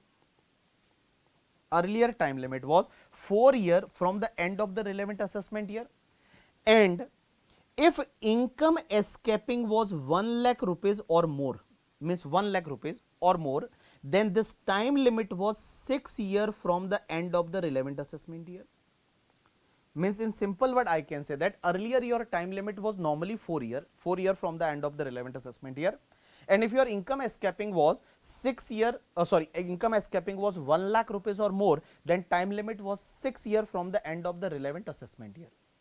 Now lawmakers made one amendment, they provided here, they have given some, you know, that grandfathering rule here, and they are saying that okay, we extended this time limit to 10 years now, 10 years from the end of the relevant assessment year, but for the assessment year 21-22 or any earlier assessment year, because this section came from 1st April 2021. So suppose for any earlier assessment year 21-22 or earlier assessment year, if we could not issue the notice as per the old time limit, then don't worry, as per the new time limit also we are not going to issue you the notice. What I am saying, that again I am repeating that part, कि sir, this is some grandfathering rule, because now they extend, now time limit is 3 years, and if income escaping is 50 lakh or more than 50 lakh or more than 50 lakh rupees or more than 10 year from the end of the relevant assessment year. Earlier in this section, time limit was normal was 4 years, sorry, normal was 4 year, and if income escaping was 1 lakh rupees or more, then 6 year was the time limit. Now guys, they are saying that now it is a 10 year, but guys earlier it was a 6 year only, earlier it was 6 year. So here they are saying that suppose if we could not issue the notice now for the assessment year 21-22 as per the old law, then don't worry, as per the new law also we will not issue you the notice under section 148. I can take one example guys, pay attention. Suppose for an example, for the assessment year 14-15, suppose my income escaping was 70 lakh. For the assessment year 14-15, my income escaping was 70 lakh. Now suppose today on the 10 December 2021, AO decided that I want to issue the notice for this particular year and income escaping is 70 lakh. So guys, can I say that as per the new law, this notice can be issued within 10 years? So 10 years from the end of the relevant assessment year will be 31st March 2025. So can I say that they can issue the notice till 31st March 2025? So today they can issue the notice as per the new law? Yes or no? Yes, sir. But guys, if we follow the old law, then as per the old law, that time limit was 6 years. So this 6 year will be end by 31st March 2021. 6 year completed by 31st March 2021. So on the 10 December 2021, obviously as per old law, he cannot issue the notice today. So lawmaker says that don't worry, we will not issue the notice as per new law also. Means if we could not issue the notice as per the old law, then don't worry about that. They save the assessee, don't worry about that. We are not going to issue the notice as per the new law also. You got my point or not? Yes or no? Yes, so just pay attention what we have given here on the page number. Just pay attention here. Note number 2 on the page number 321. Notice under section 148 cannot be issued for assessment year 21-22 or earlier assessment year if such notice could not have been issued as per the old provision of section 149. And as per old provision of section 149, notice could be issued up to 6 years from the end of the relevant assessment year if income escaping amounts to rupees 1 lakh or more. So if income escaping was the 1 lakh or more, notice could be issued up to the 6 year. Now guys, we have taken one example. Suppose AO having information that income of 60 lakh is for each year of Mr. KK escaped from assessment year 10-11 to the assessment year 21-22. AO wished to issue notice on the 17 August 2021 for all the assessment year. Can he do so? So first we will discuss about the assessment year 10-11. Guys, just tell me, assessment year 10-11, income escaping every year is suppose 60 lakh rupees. So can I say that 50 lakh rupees or more? So as per old law, can I say that he can issue notice only up to 31st March 2017? And as per new law, 31st March 2021. And he wished to issue the notice on the 17 August 2021. So can I say that he cannot issue the notice as per the old law as well as new law? So obviously he is not going to issue any notice. But guys, just tell me, For the assessment year 11-12, 11-12 notice as per the old law can be issued till 31st March 2018, huh? And after the next year 31st March 2020, and next year 31st March 2021, huh? So can I say that 11-12 to 14-15 as per the old law notice cannot be issued today, huh? But as per new law notice can be issued. Is they will issue the notice or not? No, they will not issue the notice. Now guys, for the assessment year 15-16 till assessment year 21-22, can I say that as per the old law also they can issue the notice, and as per new law also they can issue the notice?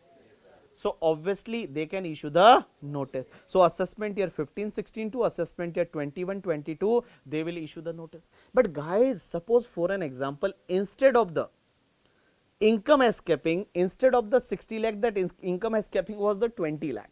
Now there may be a possibility na that when as per the old law notice can be issued and as per new law notice cannot be issued, because as per the new law if your income escaping is up to like it is only 20 lakh, then notice can be issued up to 3 years, and as per old law notice can be issued up to 6 years. So as per old law notice can be issued, as per new law notice cannot be issued. Question is that notice will be issued or not? Answer is no, because first you have to check the new law. As per new law notice is issued or not, as per old law also notice can be issued, then they can issue the notice, otherwise they are not going to issue the notice. You got my point or not?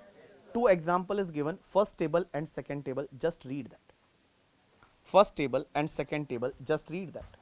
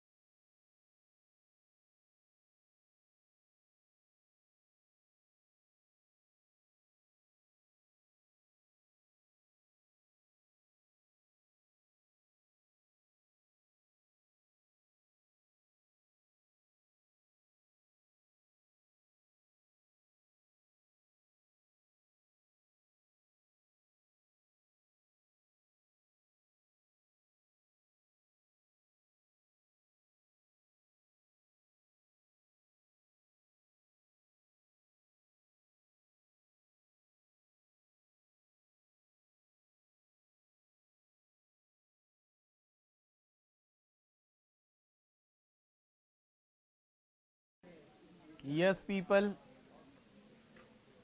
Oh, yeah. Done. How many of us still doing? Raise your hand.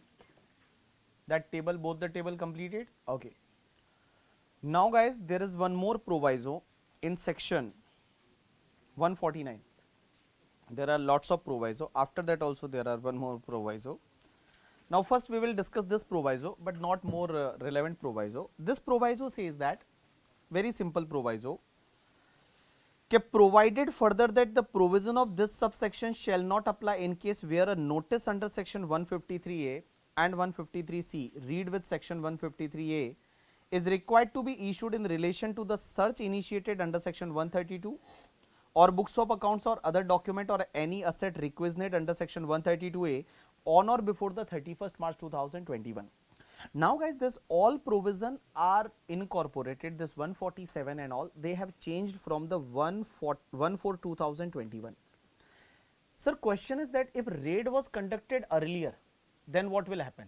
Now, if raid is conducted on or after 1/4/2021, then obviously section 147 is applicable, 148 is applicable. But suppose raid conducted before that, na, then that earlier old law of section 153A and 153C is applicable. Earlier, in case of the raid, what happened? You know that there was block assessment.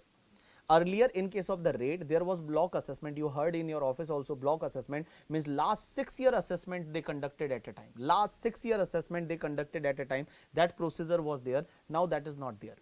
Now they can conduct the assessment only for 1 year also. Suppose raid conducted, they wish to complete the assessment for 1 year, they can do for the 1 year also, no problem at all. But earlier that block assessment concept was applicable and all. So they are saying that whatever we are discussing here, that is not applicable if search conducted earlier.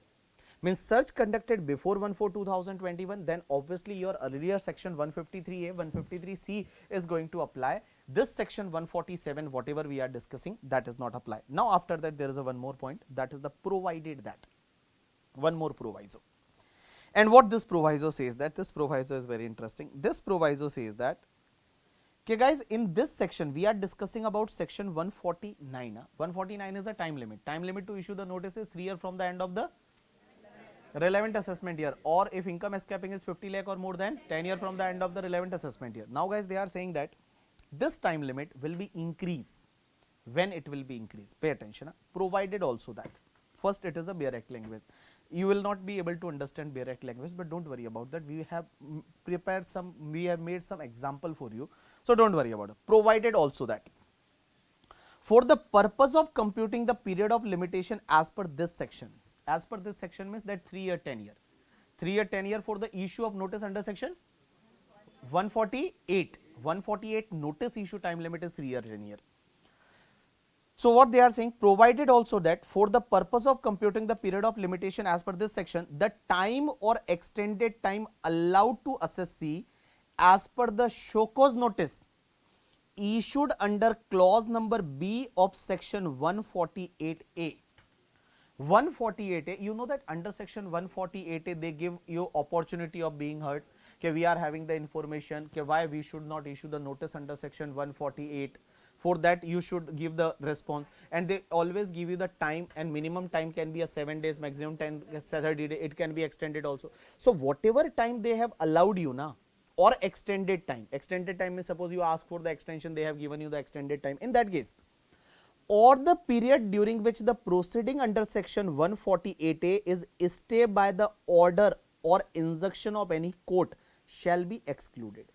It means they are saying that, okay guys, whatever time they allowed under section 148A to show cause, or suppose if any court stay order came, suppose 148A notice you receive and 148A you have to give the response and all, and after that 148A procedure was going on, and suppose you have taken the stay from the court. Many times it's possible, like SSC says that there is an unfair with me and all, and what happened, you have taken the stay from the court. Now in India, you know that court stay or stay order is given by the court. Now that stay is vacated after 4, 5, 6, 7 months. So whatever time wasted in that stay order, whatever time that wasted in that stay period, that will be extended for issue of notice under section 148. means that 3-year time limit from the end of the relevant assessment year, that time will be extended with the one is the time wasted in giving that show cause notice, and second is the stay order of any court. So one example I have created here, directly check this example, all people pay attention here on the page number, point number 5 on the page number 322. Now this point says that provided that the time to issue the notice under section 148 shall be extended by the following time limit. We have discussed only first point, so just read the first point only. First is first and second both point we will read. Time or extended time allowed to assessee to file response of show cause notice under section 148, and time during which the proceeding of under section 148A is stayed by the order of any court. So if it is stayed by the order of any court or whatever, time limit to response under section 148A hai na, in your book it is written 148A only. So it is 148A only. Okay. So what I am saying, that time or extended time allowed to assessee to file response of show cause notice under section 148A or a time during which proceeding under section 148 is stayed by the order of any court. I can take one example here. One example number 1 is given. So just pay attention what is given in example number 1. For assessment year 18-19, AO got information that income of rupees 20 lakh escaped from the assessment. AO issued the show cause notice under section 148A on the 10 March 2022 to assessee to the file response till 5 April 2022. Here AO allowed assessee to file the response till 5 April 2022. Assessee filed the response on 28 March 2022. Now here just tell me the two things. First part is, guys, first is AO will pass the order under section 148A within time limit of 1 month from the end of the month in which response is received. So can I say that he received the response on 28 March 2022? So end of this month will be 31st March 2022.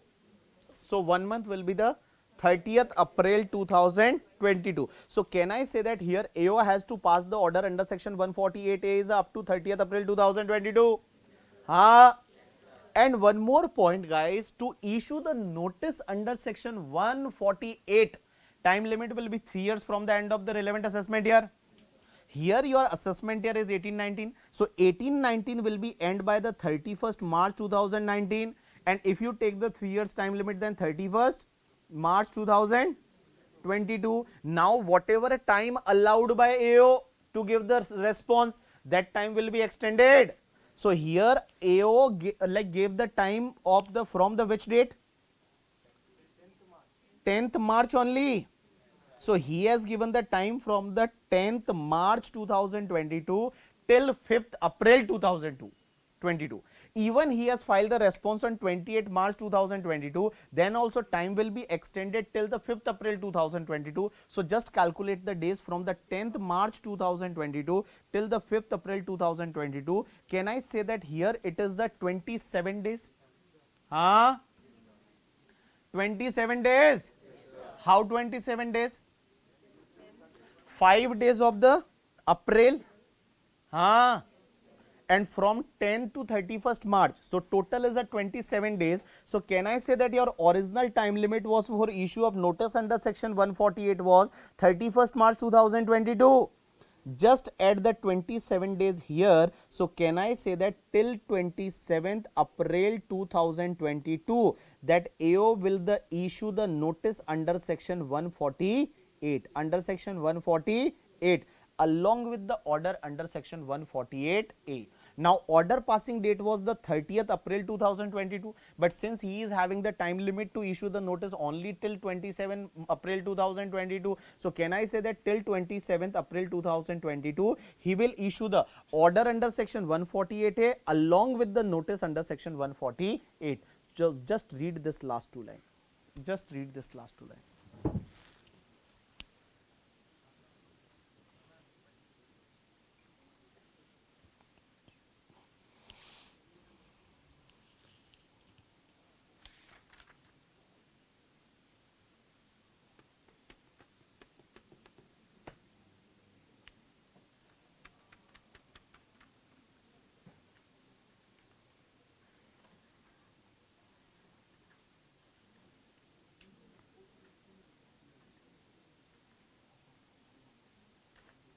Done, people?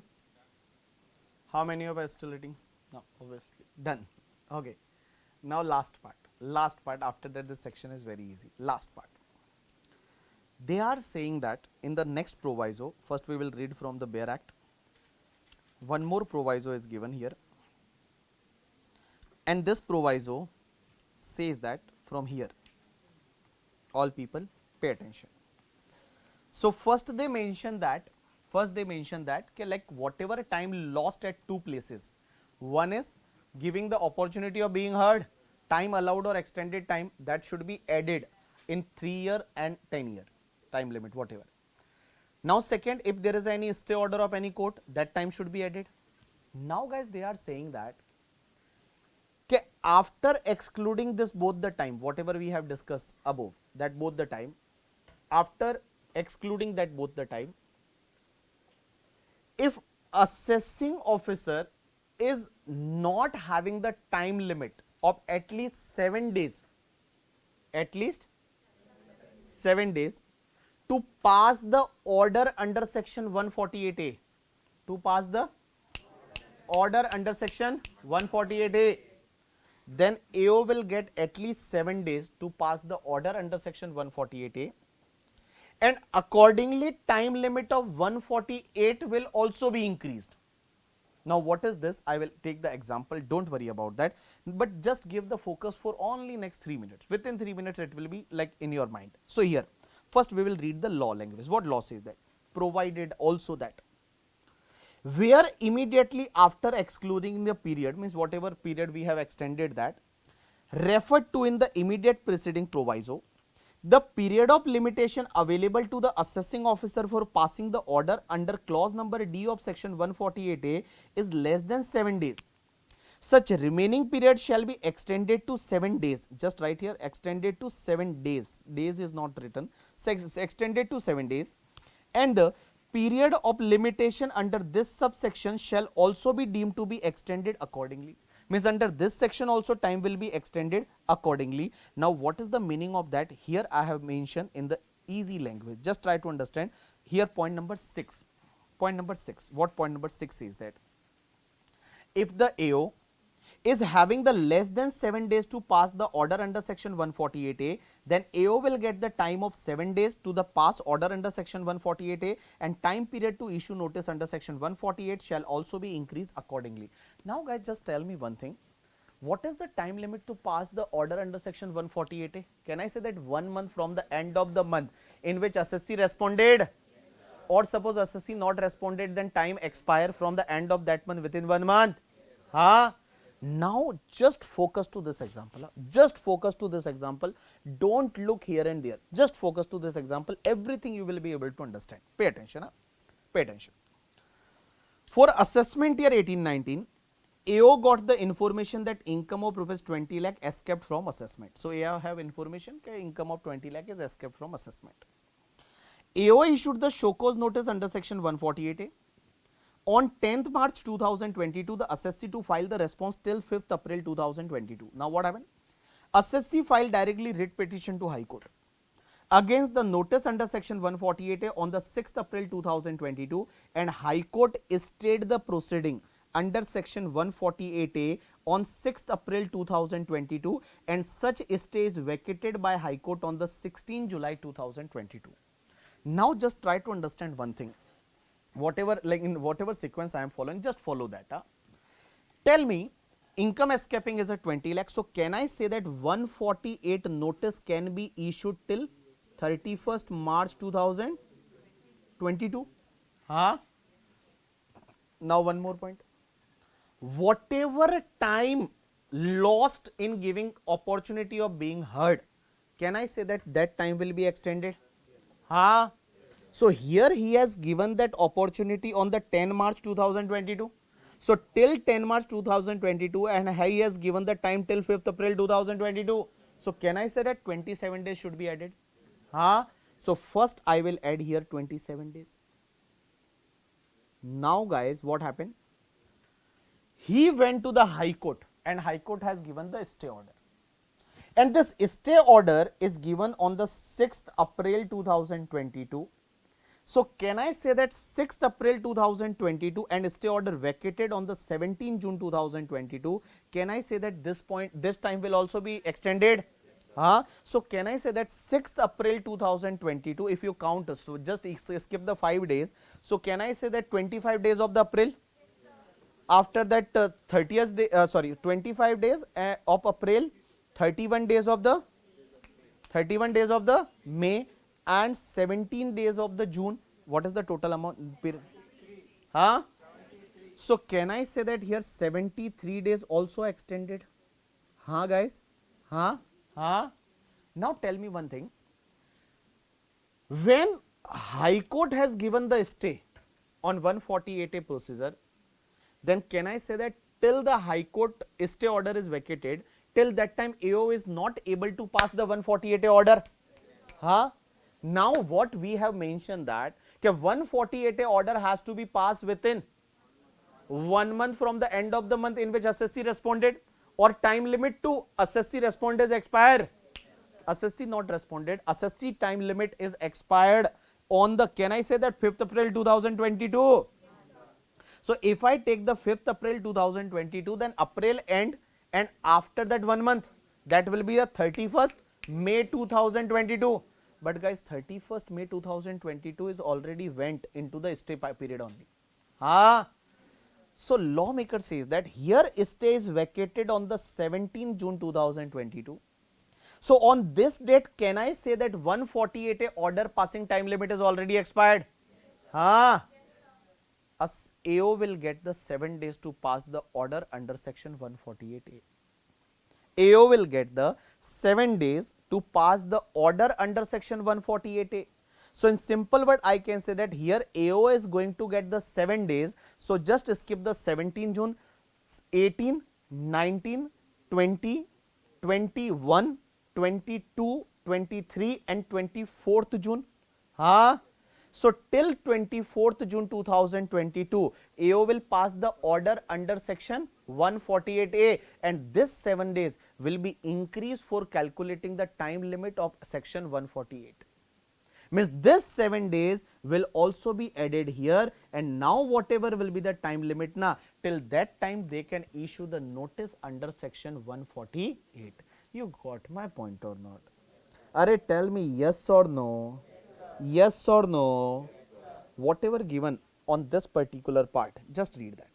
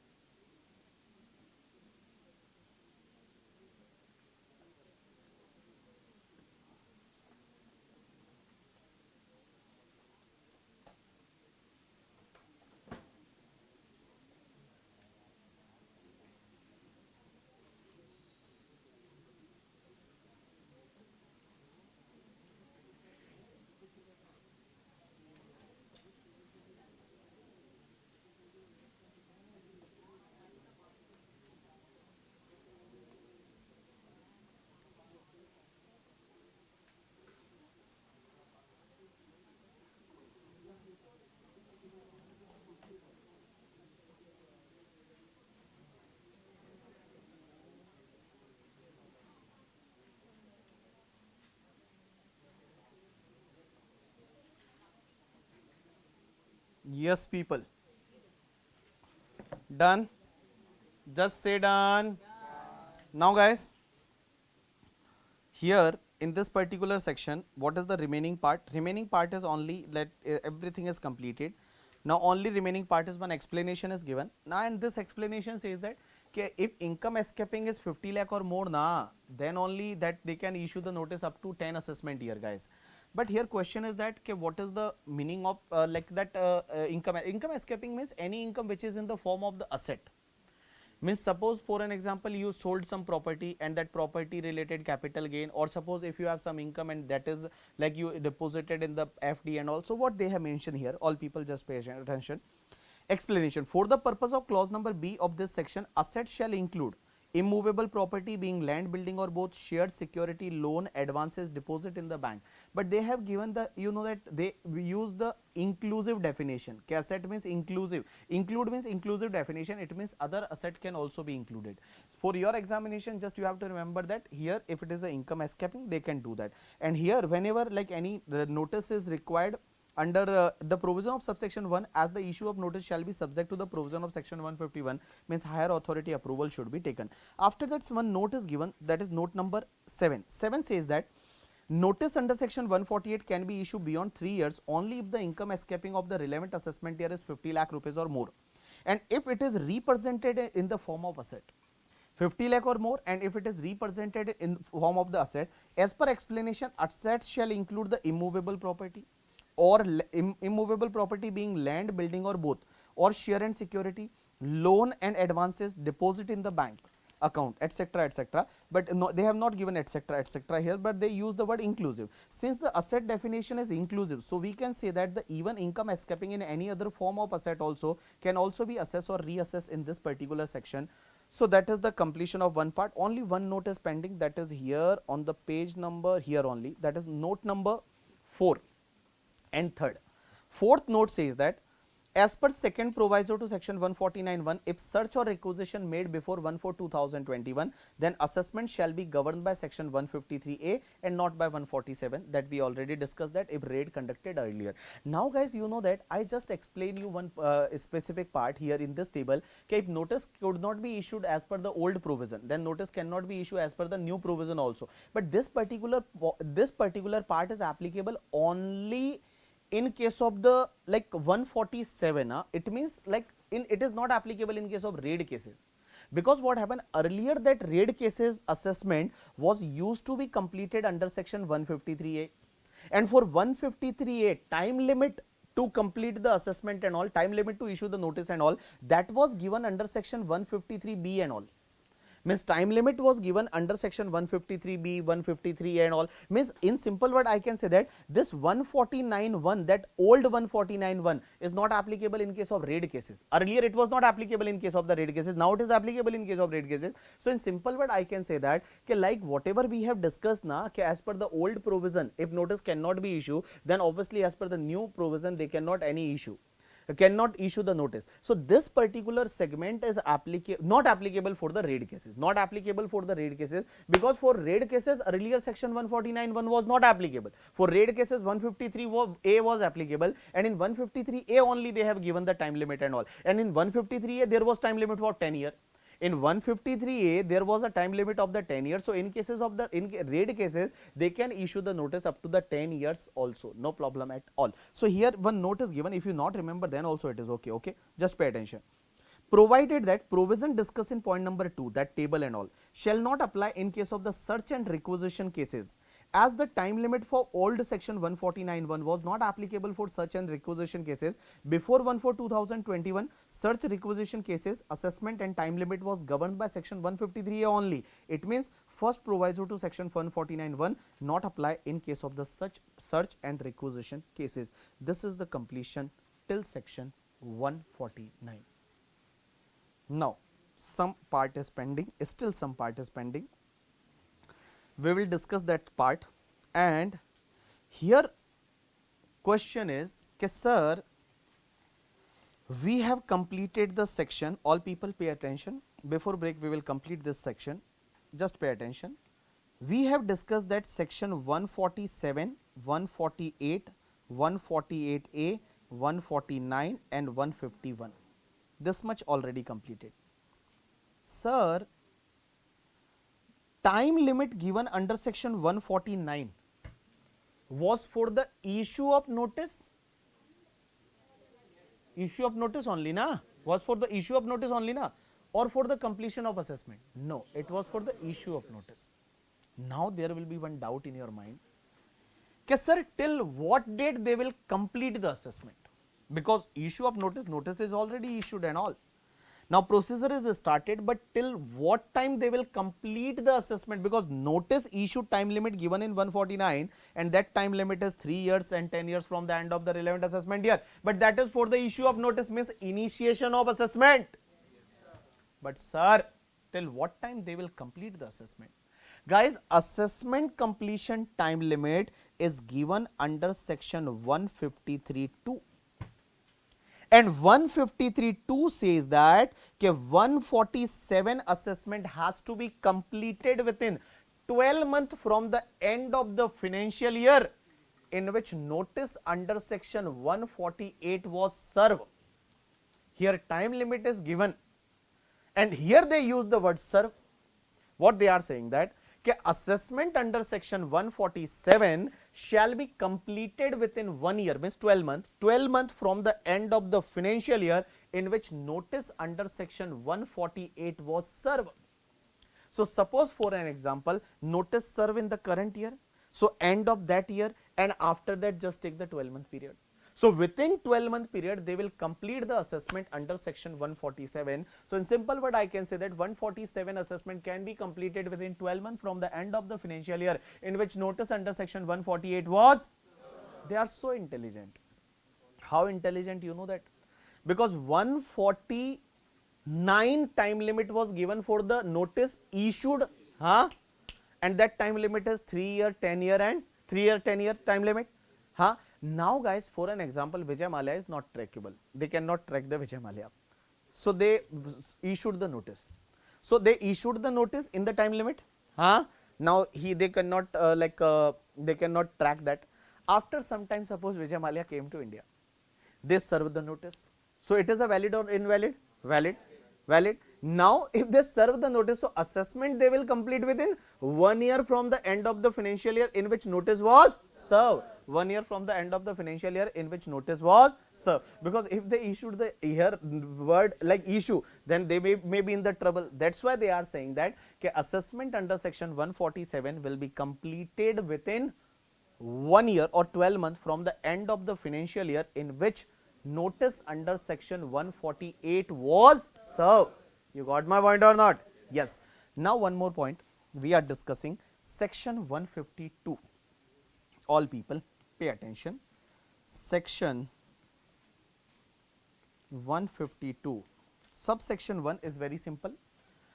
Subsection 1 says that suppose sir your income escaping is of the assessment year 16-17 and now they are assessing the income.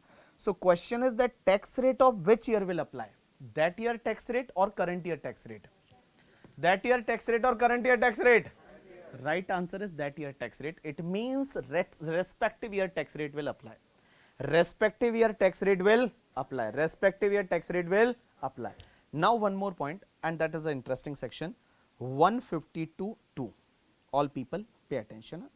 Section 152(2), and this 152(2) is related to the dropping of assessment. Dropping of assessment. Now what is the dropping of assessment? Pay attention. All people focus here. Dropping of assessment. For an example, there is one assessee, and assessee file the return. Now just focus to board, not more not more relevant for examination purpose, and it is a very easy concept, so you can easily understand also. Assessee, suppose assessee file the return of income and he disclosed the income of 10 lakhs. He disclosed the income of 10 lakh. Assessee filed the return. He disclosed the income of 10 lakh. Now after that what happened? Oh दीदी ओ देख रही हो तुम कि नहीं, तुम सो रही हो, तुम सो रही हो, पक्का पक्का ना, हाँ बाहर फेंक दूंगा नहीं तो, यहाँ देखते रहना इधर, हाँ हाँ इधर देखना. Assessee filed the return and he disclosed the income of 10 lakh. Now what happened, you know that after some time assessment under section 143.3, 143.3 assessment is a scrutiny assessment. Under scrutiny assessment what happened, you know that under scrutiny assessment, like assessee income was 10 lakh as per written filing. Here AO added one expenditure P. Expenditure P, AO disallowed. AO said that okay, your expenditure B will be the disallowed. So he disallowed the expenditure of 7 lakh rupees and he assessed the total income of 17 lakh. So here assessed income is 17 lakh in the assessment. But guys, this expenditure of 7 lakh he has disallowed na. He disallowed this expenditure wrongly. Wrongly he disallowed this expenditure. Disallowed expenditure, disallowed wrongly. Wrongly means why wrongly? Now you will ask us why he disallowed. Wrongly he disallowed that expenditure because as per some high court or suppose Supreme Court, it should be allowed. This expenditure should be allowed, but AO is, you know that AO is Shaktiman. So he said that I am a like master. So whatever I want to do, I can do. So he disallowed. He disallowed. Many times there are some AO is like that, you know that when as per the some court it say it should be allowed, as per Supreme Court it should be allowed, but you know that to just satisfy their ego, they disallowed. Only they want to satisfy their ego, so they disallowed. Now when they disallowed, then what assessee should do? He should file an, who told me to go to DRP? Where it is a DRP? If that's DRP was only in 2 cases, foreign company non-resident or case transferred to TPO. Now don't connect everywhere DRP, okay? Okay. So what happened? Assessee should file an appeal to the CIT appeal normally. But assessee is so, like you know that good assessee, what assessee did, you know that he has not filed any appeal. Means he has not filed any appeal, means no appeal. Now you will say that why? Assessee choice. Assessee has not filed any appeal, as well as whatever tax was due on 17 lakh, he paid the taxes. He paid the taxes. Assessee is an honest assessee, not honest basically. Assessee is like don't want to take that litigation part, because many times there are some assessee, you know, your client also, okay, whenever there are some dues, just pay it and just move on. Why to argue with department, why to file appeal and all? CA will charge the 5-6 lakh, what will happen with that? So many times, you know, that time assessee like leave it. Okay, now what happened? Here like assessment completed under section 143.3 and everything is done, and he disallowed some expenditure of 7 lakh, he wrongly disallowed. After some time AO got some information, and for same year, AO got some information, and as per AO he got some income escaping of 5 lakh rupees. He got some income escaping of 5 lakh rupees. Now guys, when he got the income escaping of the 5 lakh, then 148A procedure he followed. After that, you like 148 notice is also issued. You receive the 148 notice. After that, you have to file the return. So that is going on. That time you realize that yaar, he income escaping is only 5 lakh, and he already made one like last time he like disallowed my 7 lakh expenditure, that should be allowed and all. So here you can request to the AO. You can write one letter, one application to the AO, and you can ask him, okay, sir, you will say that, sir, please, sir, just thamba, sir, thamba. Sir, here, my return of income was 10 lakh rupees. And if you include this income escaping of 5 lakh also, you got the 5 lakh income na, just include that income escaping, then it is the 5 lakh, it means the 15 lakh. Sir, I already paid the taxes on 17 lakh, sir. I already paid the taxes on 17 lakh. Sir, earlier you not made assessment properly, sir. You will not say that, but you will you will say that, okay, sir, earlier you disallowed some expenditure, but it should be allowed. So if assessment made properly, in that particular case my income could be only 15 lakh including that income escaping. I already paid the taxes on 17 lakh, sir. Please sir, I request you drop my case na sir. In that case, if they are satisfied, then AO may drop your case. Means you are claiming that you are already assessed on a item, on a like amount which is higher than whatever you supposed to assessed. Means you were like supposed to assessed on the 15 lakh rupees, you already assessed on 17 lakh rupees. In that case, you may request to the assessing officer and assessing officer may drop your case.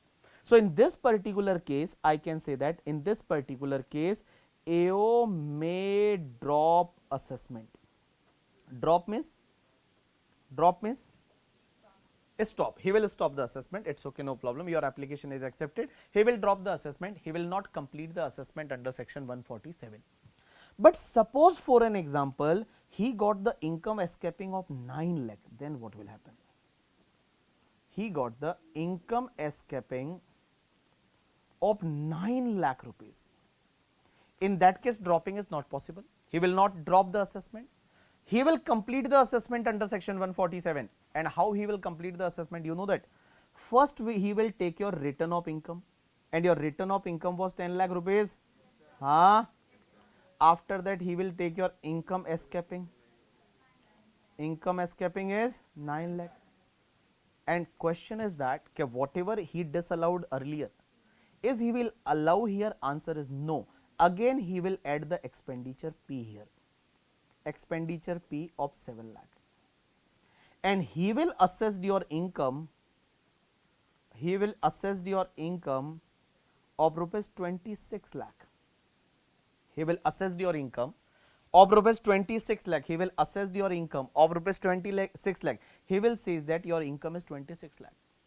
Now there is a one doubt in your mind, कि sir this 7 lakh he has disallowed earlier, now he should allow na? Answer is no, he cannot allow. Because as per there is a one judgment, as per Supreme Court judgment in case of Sun Engineering. In case of Sun Engineering, there is a Sun Engineering case law. And as per Supreme Court, in case of Sun Engineering, Supreme Court says that as per Supreme Court, in case of Sun Engineering, under section 147, no benefit to the assessee. No benefit to the assessee means assessee is not going to get any benefit under section 147 if assessment is completed under section 147. It means under section under like that Sun Engineering case law, Supreme Court has given 2-3 principle. First principle is like 147 is always for the benefit of department. It's never for the benefit of assessee. It's never for the benefit of assessee means we will not give the single rupees benefit to the assessee under section 147. Second principle they says that if 147 is done na, if 147 is done, in that case assessee cannot re-argue any matter which was already completed earlier. Assessee cannot re-argue any matter which was already completed earlier, so that expenditure P already earlier completed. You cannot re-argue. You cannot re-argue. One more point under section 147 they mention that in the under Sun Engineering case law. Sun Engineering case law says that if 147 is done na, then your income will be always higher as compared to the earlier income. Suppose your earlier income assessed was the 17 lakh, then in this case obviously it is going to be higher only. Under section 147 your income will be increase only, never be decrease, or if there is a losses then that losses will be decrease only. That losses will decrease and income will increase under section 147. One more point, 147. Under section 147, suppose if any expenditure you have not claimed earlier, you forgot to claim the expenditure, can you claim under section 147? Sir, please, now this expenditure we have not claimed earlier. Now, they will not allow you to any expenditure which was not claimed earlier. Any expenditure which was not claimed earlier, you cannot claim under section 147. that is given in the Sun Engineering case law. But suppose for an example, one income is escaped, and income escaped of the 50 lakh, and there is an expenditure related to that income, that can be reduced or not? Yes, that can be reduced. But suppose if any income is already assessed earlier and you are saying that sir, there was some expenditure we forget to claim, that please take it now, they will not take it. Okay, so that is not allowed, that is given under section 152(2). So just read 152(2), just read 152(2), and after that some common notes given on the next page, page number 326. Just read that some common notes.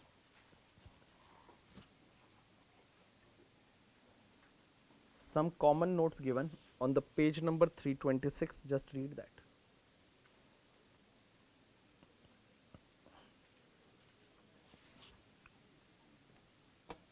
If you wish, then obviously you can copy down this, but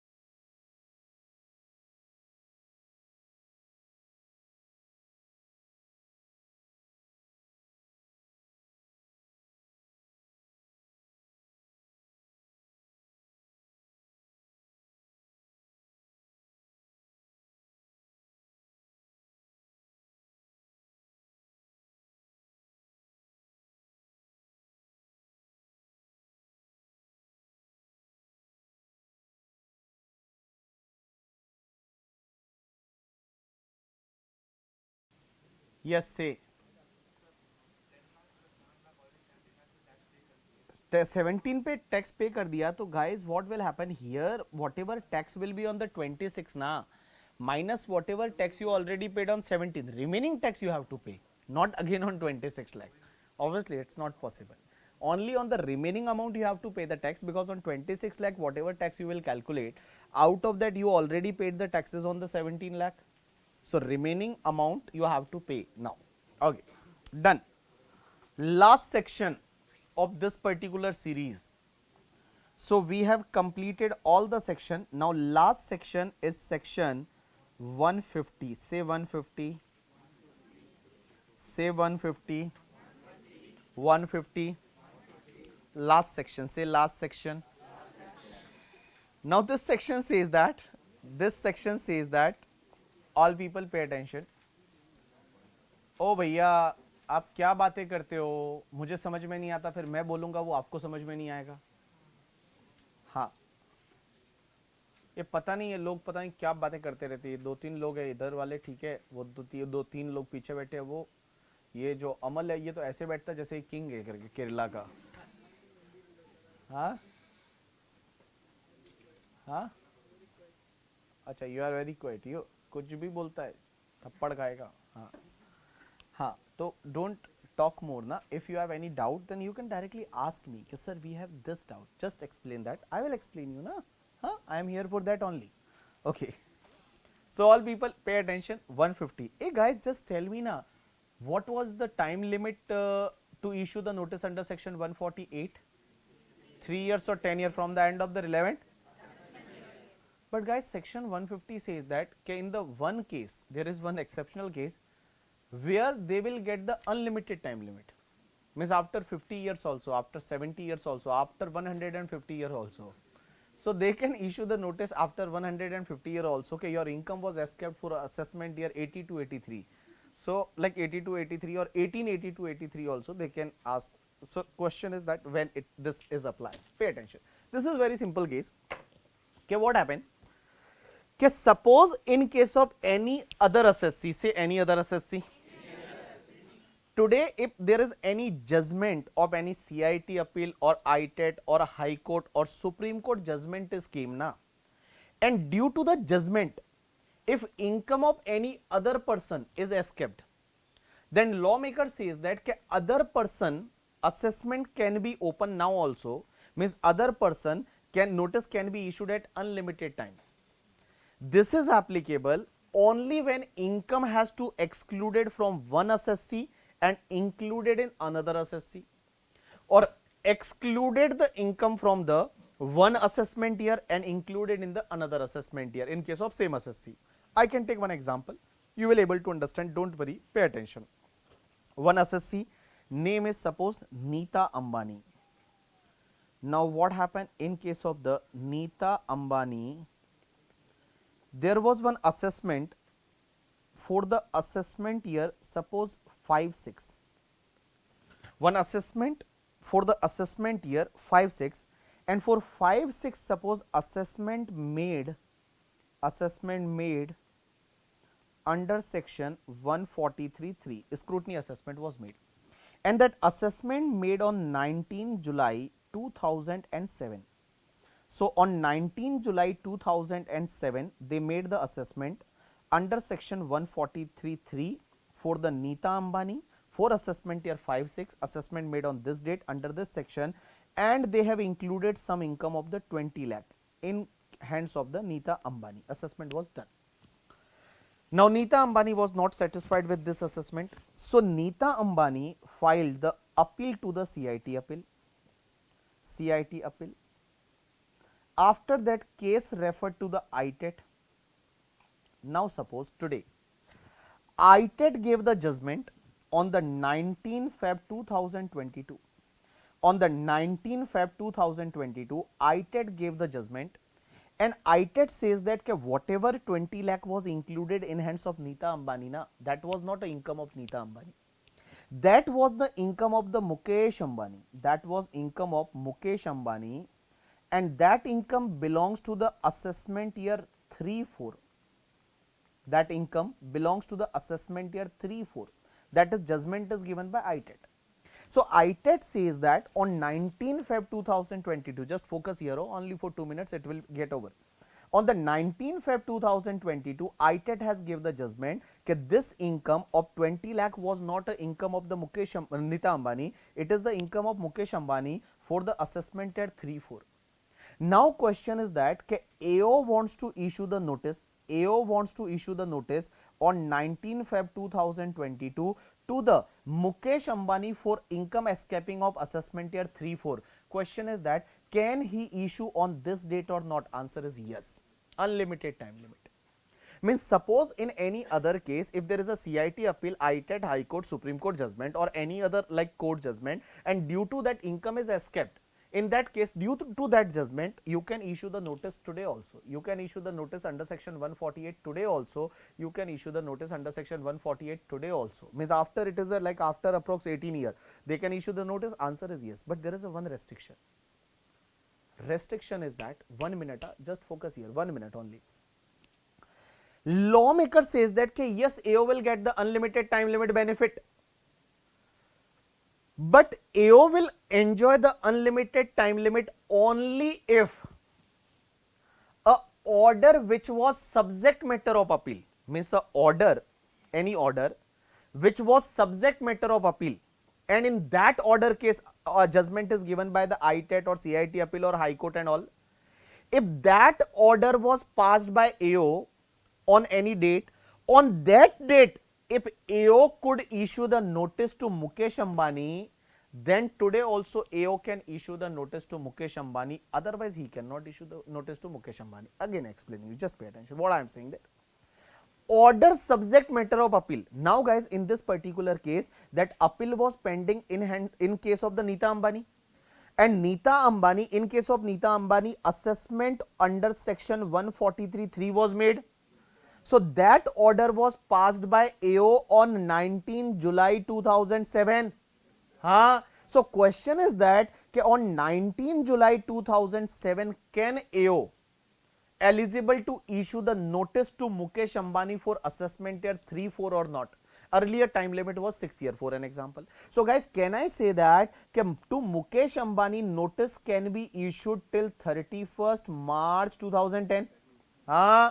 So can I say that on 19 July 2007 AO eligible to issue the notice? So today also AO can issue the notice. Then today also AO can issue the notice. In simple word I am saying that guys, here this particular provision says that unlimited time limit AO will enjoy in the one case when if there is a judgment of any CIT appeal, ITET, High Court, Supreme Court or any other court, and due to that one income is escaped and one income is excluded from one assessee hand and included in other assessee hand, or in the same assessee hand only if income is like excluded from one assessment year and included in another assessment year, they can enjoy the unlimited time limit. But this unlimited time limit for issue of notice under section 148, this is possible only if whatever order which was subject matter of any appeal that order was passed by AO on the date, on that date is AO can issue the notice to that other assessee or not. If it is possible to issue the notice to other assessee, then today also they can issue the notice to other assessee, otherwise they cannot issue the notice to the other assessee. Now guys, I explained total 147. Now assessment will be completed under section 147 only. But for assessment under section 147, first they issue the notice under section 148, and under section 148 assessee will file the written. Assessee will file the written in response to notice under section 148. Now whatever I am going to speak you for the next 2 minutes, that is not given in the law, but that is practical procedure is there, and that is confirmed by the one Supreme Court judgment also. Lawmaker says that basically whenever assessee will file the written under section 148 then AO will serve one notice under section 143(2). 143(2) notice is a scrutiny notice, and this scrutiny notice will be served by AO within 3 months from the end of the financial year in which return was filed by assessee.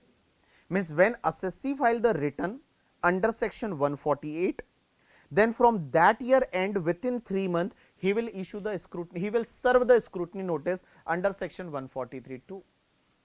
Now, like why 143(2) is he is serving? Because he wants to call the assessee, he wants to do the procedure and all. After that, assessment order will be passed.